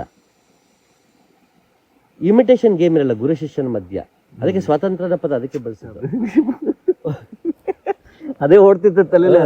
ಅದಕ್ಕೆ ಸ್ವತಂತ್ರ ಆಗಿರೋರೆ ಅದನ್ನ ಕಂಡ್ಕೊಳಕ್ ಸಾಧ್ಯ ಅಂತೇಳಿ. ಹೌದು, ಇದು ಅಧ್ಯಾತ್ಮ ಸೈಕಲ್ ಕಲಿಸ್ದಂಗೆ. ಹಿಂದೆ ಇರ್ತಾನ ಆತ ಸೈಕಲ್ ಕಲಿಸೋನು, ಮುಂದೆ ಇರಲ್ಲ. ಮತ್ತೆ ನಿನಗೂ ಮುಂದೆ ನೋಡ್ಕೊಂಡು ಸೈಕಲ್ ಓಡಿಸು ಅಂತ ಹೇಳೋದು ಅವನು ಅಲ್ವಾ. ಅವ್ನು ಹೇಳ್ತಾನೆ, ನಾ ಇಲ್ಲಿ ಹಿಂದೆ ಇದ್ದೀನಿ, ಭಯಪಡ ಹಿಡ್ಕೊಂಡಿದ್ದೀನಿ, ನಾ ಸೈಕಲ್ ಹಿಡ್ಕೊಂಡಿದ್ದೀನಿ ಹೇಳ್ತಾನೆ ಇರ್ತಾನೆ. ಯಾವಾಗ ಕೈ ಬಿಟ್ಟೆ ಗೊತ್ತಿರಲ್ಲ ಅವನಿಗೆ. ಗೊತ್ತಾಗತ್ತೆ, ಓ ಬ್ಯಾಲೆನ್ಸ್ ಸಿಕ್ಕಿರ್ಬೇಕು ಇವನಿಗೆ, ಬಿಟ್ಬೋಣ ಅಂತ. ಕೈ ಬಿಟ್ಬಿಟ್ಟು ಓಡೋಗ್ಬಿಡಲ್ಲ ಮನೆಗೆ, ನೋಡ್ತಾ ಇರ್ತಾನೆ. ಕೈ ಬಿಟ್ಮೇಲೆ ಕರೆಕ್ಟ್ ಅವ್ನು ಸೈಕಲ್ ಓಡಿಸಿದ್ನ ಇಲ್ವಾ, ಬಿದ್ದುಬಿಟ್ನ ಇಲ್ವಾ, ಅವನು ಖಾತ್ರಿ ಆಗೋರ್ಗು ಮಾನಿಟರ್ ಮಾಡೇ ಮಾಡ್ತಾನೆ.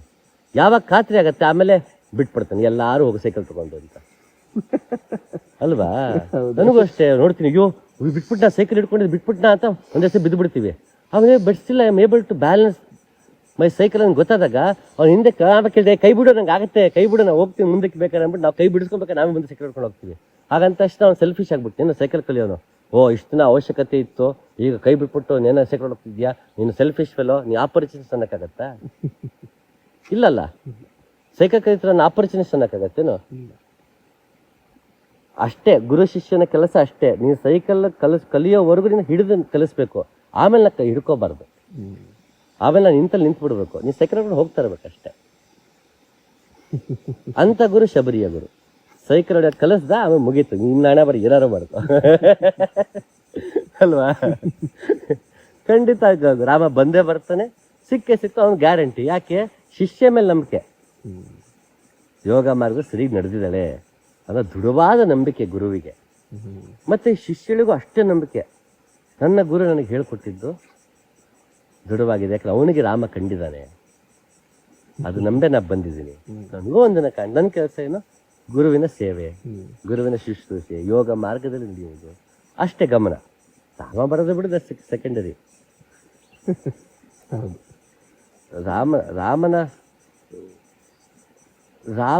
ರಾಮ ಸಿಗಬೇಕು ಅನ್ನೋದು ಆರಂಭದಲ್ಲಿ ಗುರಿಯಾಗಿರುತ್ತೆ.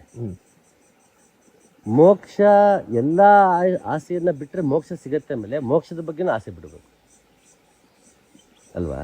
ಮೋಕ್ಷದ ಬಗ್ಗೆ ಆಸೆ ಬಿಡಬೇಕು ಅನ್ನೋ ಹೇಳೋದಕ್ಕೆ ಗುರುನೇ ಬೇಕು. ಅಷ್ಟಕ್ಕೆ ಬೇಕು, ಅದ್ರ ಮೇಲೆ ಬೇಡ ಅಲ್ವಾ.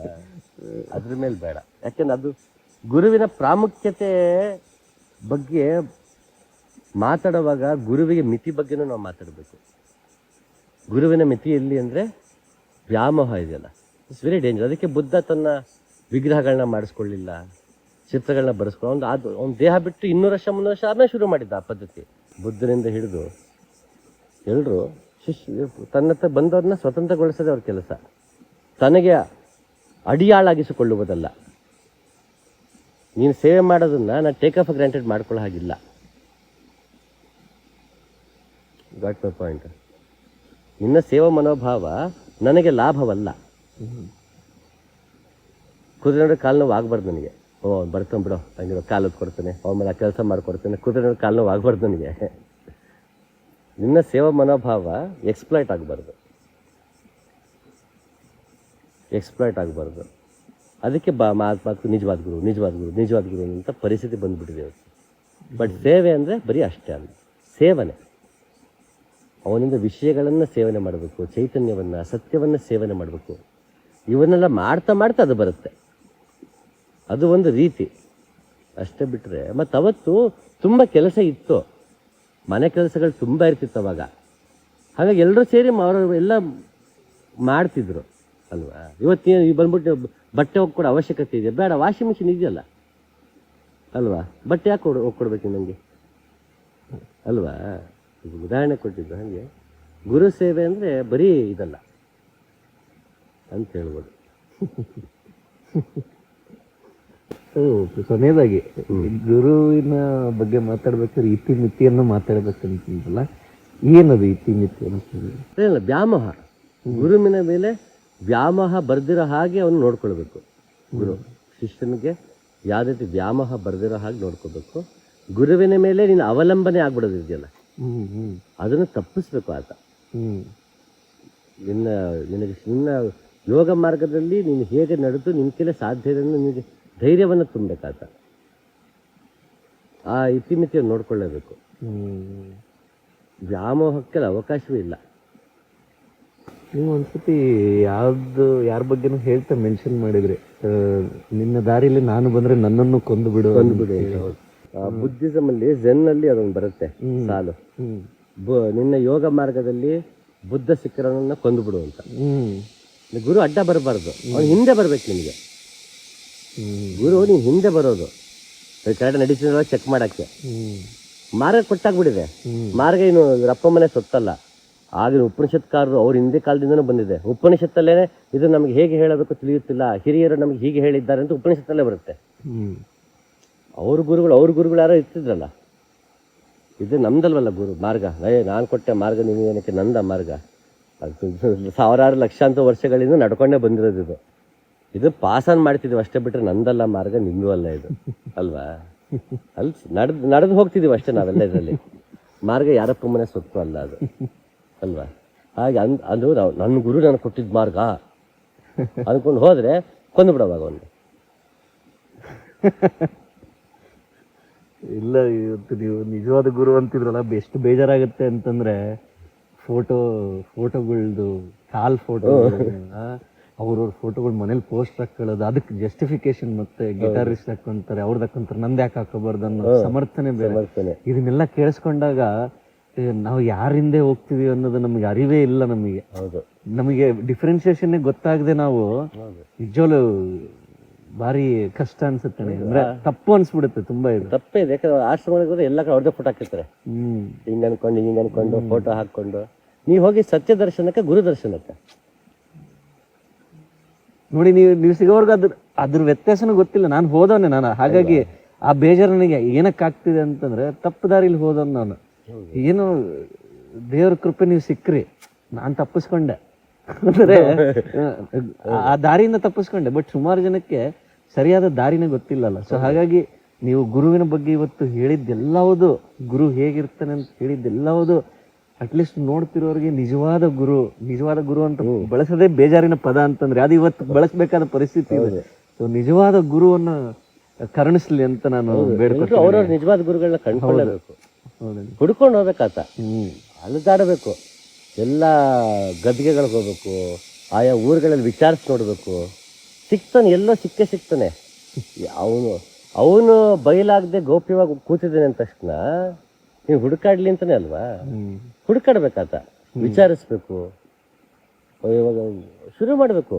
ಎಲ್ಲ ಗದ್ಗೆಗಳಿಗೂ ಆಶ್ರಮಗಳಿಗೆ ಹೋಗೋದು, ಅಲ್ಲಿ ಮತ್ತೆ ಅವನ ಸಮಾನ ಇದಂತಾರೆ ಮನಸ್ಕರ ಜನ ಸಿಗ್ತಾರೆ. ಎಲ್ಲೋ ಒಂದ್ ಕಡೆ ಯೋಗ ಕ್ಲಾಸ್ಗೆ ಹೋಗ್ತಿರ್ತಾರೆ, ಆಶ್ರಮಕ್ಕೆ ಹೋಗ್ತಾರೆ, ಅಲ್ಲಿ ಅವನೊಬ್ಬ ಸಿಗ್ತಾನೆ, ನನಗೊಬ್ಬ ಪರಿಚಯ ಇದ್ರೆ ಅವ್ರೊಬ್ಬರು ಯಾರೋ ಬಗ್ಗೆನೂ ಹೇಳ್ತಿದ್ರು ಅಂತಾರೆ. ಅವ್ನು ಮತ್ತೆ ಅವ್ನು ಆ ಊರಿಗೆ ಹೋಗ್ಬೇಕು, ಹುಡುಕ್ಬೇಕು. ಹಿಮಾಲಯಕ್ಕೆ ಹೋಗು, ಕಾಶಿಗೆ ಹೋಗು, ಹುಡುಕು. ಚೆನ್ನಾಗಿ ಗುರುವನ್ನು ಹುಡುಕಿ ಅಲ್ದಾಡಬೇಕು, ಒಂದಷ್ಟು ಜನ ನೋಡಬೇಕು. ಆಗ ನಮ್ಗೆ ಅರಿವಾಗ್ತಾ ಹೋಗುತ್ತೆ ಯಾವ ಥರ ಇರ್ತಾರೆ ಜನ ಅಂತ ಅರಿವಾಗ್ತಾ ಹೋಗುತ್ತೆ. ಕೊನೆಗೆ ಅವ್ನು ಒಂದು ಫೈಂಡ್ ಅವ್ನು ಸೆಟಲ್ ಆಗೇ ಆಗ್ತಾನೆ, ನಿಜವಾದ ಗುರುತು ಒಂದು ಸೆಟಲ್ ಆಗೇ ಆಗ್ತಾನೆ. ಹುಡುಕ್ಬೇಕು, ಅಲದಾಟಬೇಕು. ಮುಖ್ಯವಾಗಿ ಸತ್ಯಾನ್ವೇಷಣೆ ಅಂದಮೇಲೆ ಗುರುವಿನ ಅನ್ವೇಷಣೆ ಮಾಡಬೇಕು. ಇವತ್ತು ಪರಿಸ್ಥಿತಿ ಹೆಂಗಿದೆ, ಗುರುವಿನ ಅನ್ವೇಷಣೆ ಮಾಡಿ ಅವನಿಂದ ಸತ್ಯಾನ್ವೇಷಣೆನೇ ಮಾಡಬೇಕು. ಗುರು ದರ್ಶನ ಅಲ್ಲ, ಇದು ಸತ್ಯ ದರ್ಶನವೇ. ಇವತ್ತು ಗುರು ದರ್ಶನ ಮಾಡಿಟ್ಟಿದ್ದೀವಿ. ಗುರು ಸೇವೆ ಹೆಸರಲ್ಲಿ, ಗುರುಗೆ ಶರಣಾಗೋ ಹೆಸರಲ್ಲಿ ಒಂದ್ಸಲಿ ತಪ್ಪಾಗ್ಬಿಡುತ್ತೆ. ಗುರುವಿನ ಗುರುವಿಗೆ ಗುಲಾಮನಾಗ ತನಕ ದೊರಕದಣ್ಣ ಮುಕುತಿ ಅಂತ ಹೇಳಿದ್ದು. ಪಾಪ ಆ ಗುಲಾಮನ ಪದ ಇಟ್ಕೊಂಡು ನಾವು ಎಕ್ಸ್ಪರ್ಟ್ ಮಾಡಿಬಿಟ್ರಾಗಂತ. ಶರೀಫ್ ಅಜ್ಜ ಹಂಗಂದ ಗುಲಾಮನಾಗಬೇಕು ಅಂತ ಅಂದ್ಬಿಟ್ಟು ಅವ್ನು ಎಕ್ಸ್ಪರ್ಟ್ ಆಗಿಬಿಟ್ರೆ. ಇವತ್ತು ನಮ್ಮ ಅಜ್ಜ ಅಂದ ಗುಲಾಮನಾಗಬೇಕು ಅಂತ ಹೇಳಿದ. ಆಗ ನಾನು ಗೋವಿಂದ ಭಟ್ರನ್ನ ಗುಲಾಮ್ ನಮ್ಗೆ ಆಗಿಸ್ಕೊಂಡ್ರ ಸ್ವತಂತ್ರನಾಗಿಸಿದ್ದು. ಇವನ್ ಗುಲಾಮ ಹಾಕೋದ ಶರೀಫ್ ಅಜ್ಜ, ಗೋವಿಂದ ಭಟ್ರು ಸ್ವತಂತ್ರನಾಗಿಸಿದ್ರು. ಗುಲಾಮ್ನಾಗಿಸ್ಲಿವಲ್ಲ, ಕತ್ತಲ್ ಗೋವಿಂದ ಭಟ್ರು ಡಾಲರ್ ಹಾಕಿಸ್ಬಿಟ್ಟು. ಈ ಶರೀಫ್ ಅಜ್ಜನ ಮನೇಲಿ ಇವತ್ತು ಗೋವಿಂದ ಭಟ್ರ ಪಾದಕೆ ಇದೆ. ಇವರು ಗೋವಿಂದಜ್ಜನ ಹೆಸರಲ್ಲಿ ಪಾದಕೆ ಇವ್ರು ರೆಡಿ ಮಾಡ್ಕೊಂಡ್ಬಂದು ಇಟ್ಕೊಂಡ್ ಪೂಜೆ ಮಾಡ್ತಿರೋದು. ಗೋವಿಂದ ಭಟ್ರ ಪಾದಕೆ ಅಲ್ಲ ಅದು. ಗೋವಿಂದ ಭಟ್ರು ಪಾದಕೆ ಕೊಟ್ಟು ಕಳಿಸಿದ್ರು, ತಗೋ ನನ್ ಪೂಜೆ ಮಾಡ್ಕೊ ಅಂತ, ಗುಲಾಮಗಿರಿ ಮಾಡ್ಸಕ್ಕೆ. ಶರೀಫ್ ಅಜ್ಜ ತನ್ನ ಭಕ್ತಿಗೆ ತಾನೇ ಒಂದು ಪಾದಕೆ ಮಾಡಿಸ್ಕೊಂಬಂದು ತಾನು ಪೂಜೆ ಮಾಡ್ಕೊಂಡಿದ್ದು. ಅದು ಔಟ್ ಆಫ್ ಗ್ರಾಟಿಟ್ಯೂಡ್. ಅದ್ ಮಾಡ್ಲೇಬೇಕು ಅಂತಾನಿಲ್ಲ. ಹಾಗಂತ ಈ ಶರೀಫ್ ಅಜ್ಜಂಗ್ ಮಾಡೋದ್ರ ನಾವು ಶರೀಫ್ ಅಜ್ಜ ಪರಂಪರೆ ನಾವು ಅಂತ ನಾನು ನಾಗರಾಜ್ ಒಂದು ಪಾದಕೆ ಮಾಡ್ಕೊಂಡು ಕೂತಿಲ್ಲ, ಅಥವಾ ಅವರಪ್ಪ ಕುದುರೆಮುತ್ತಿ ಅಜ್ಜಂದು ಪಾದಕೆ ಮಾಡ್ಕೊಂಡು ಕೂತಿಲ್ಲ ನಾಗರಾಜಪ್ಪ. ಶರೀಫ್ ಅಜ್ಜ ಹಂಗ್ ಮಾಡ್ದ. ಇಮಿಟೇಷನ್ ಇಲ್ಲ ಇಲ್ಲಿ, ಇಮಿಟೇಷನ್ ಇಲ್ಲ ಅಲ್ವಾ? ಶರೀಫ್ ಅಜ್ಜ ಮಾರ್ಗ ನವಿಲಿಗೆ ಇಟ್ಕೊಂಡು ಮಾಡ್ತಲ್ಲ ಇಲ್ವೇ? ಅವತ್ತು ಅಪ್ಪ ಏನೋ ಮಾಡ್ದ ಆ ಕಾಲಕ್ಕೆ ಅದು ಮುಗೀತು. ಈಗ ಬೇರೆ ಬೇರೆ ಕಾಲ ತಕ್ಕಂಗೆ ಮಾರ್ಗ ಮಾತ್ರ ಹಾಗೆ ಇದೆ. ವೇಷಭೂಷದಲ್ಲಿ ಇಲ್ಲ ಗುರು ಮಾರ್ಗ, ಯೋಗ ಮಾರ್ಗದಲ್ಲಿರೋದು. ಇದೆಲ್ಲ ಅಲ್ಲ, ಇದು ಇಮಿಟೇಷನ್ ಇದು. ಹಾಗೆ ಅಲ್ಲಿ ಇವರು ಶಬರಿಯವರ ಗುರುಗಳು ಹುಲಿ ಮತ್ತೆ ಹಸು ಒಟ್ಟಿಗೆ ಇತ್ತು ಅಂದ ತಕ್ಷಣ ಶಬರಿ ಗುರು ಹೋದ್ಮೇಲೆ ಮತ್ತೆ ಹುಲಿನ ಒಂದು ಹಸು ಕಟ್ಟಾಕೊಂಡು ಕೂತಿರ್ಲಿಲ್ಲ ಅದು ಶಬರಿ ಅಲ್ವಾ? ನನ್ನ ಗುರುಗಳಿದ್ದಾಗ ಹುಲಿ ಮತ್ತೆ ಹಸು ಒಟ್ಟಿಗಿತ್ತು, ಈಗ ನನ್ನ ಗುರುಗಳಿಲ್ಲ, ಹುಲಿನಿಲ್ಲ ಹಸುನಿಲ್ಲ, ಅಯ್ಯೋ ನಿಮಿಷ ಕರ್ಕೊಂಬರೋಣ ಅಂತ ಒಂದು ಹುಲಿ ಮತ್ತೆ ಹಸು ತಂದ್ಬಿಟ್ಟು ಕಟ್ಟಾಕೊಂಡು ಕೂತಿಲ್ಲ ಅಲ್ಲಿ ಅಲ್ವಾ? ಇಮಿಟೇಷನ್ ಗೇಮ್ ಅಲ್ಲ ಅದು. ಹಾಗಾಗಿ ಆ ಅರಿವು ಬಂದು ಪ್ರತಿಯೊಬ್ಬನು ತನ್ನ ಗುರುವನ್ನು ತಾನು ಕಂಡ್ಕೊಳ್ಬೇಕು. ಅದಕ್ಕೆ ಹುಡುಕಾಟ ಮಾಡಲೇಬೇಕು ಆತ. ಇವತ್ತು ಯೋಗ ಮಾರ್ಗದಲ್ಲಿ ನಡೆಯೋದು ಆ ಶ್ರಮ ಬೇರೆ, ಗುರುವನ್ನು ಹುಡುಕೋದು ದೊಡ್ಡ ಶ್ರಮ. ಇವತ್ತು ಪರಮ ಸತ್ಯವ ಕಂಡ ಗುರುವು ನರಸುವುದಲ್ಲಿ ದೊರೆತಂದು ನಿಮ್ಮ ಧನ್ಯ ಮಂಕುತಿಮ್ಮ.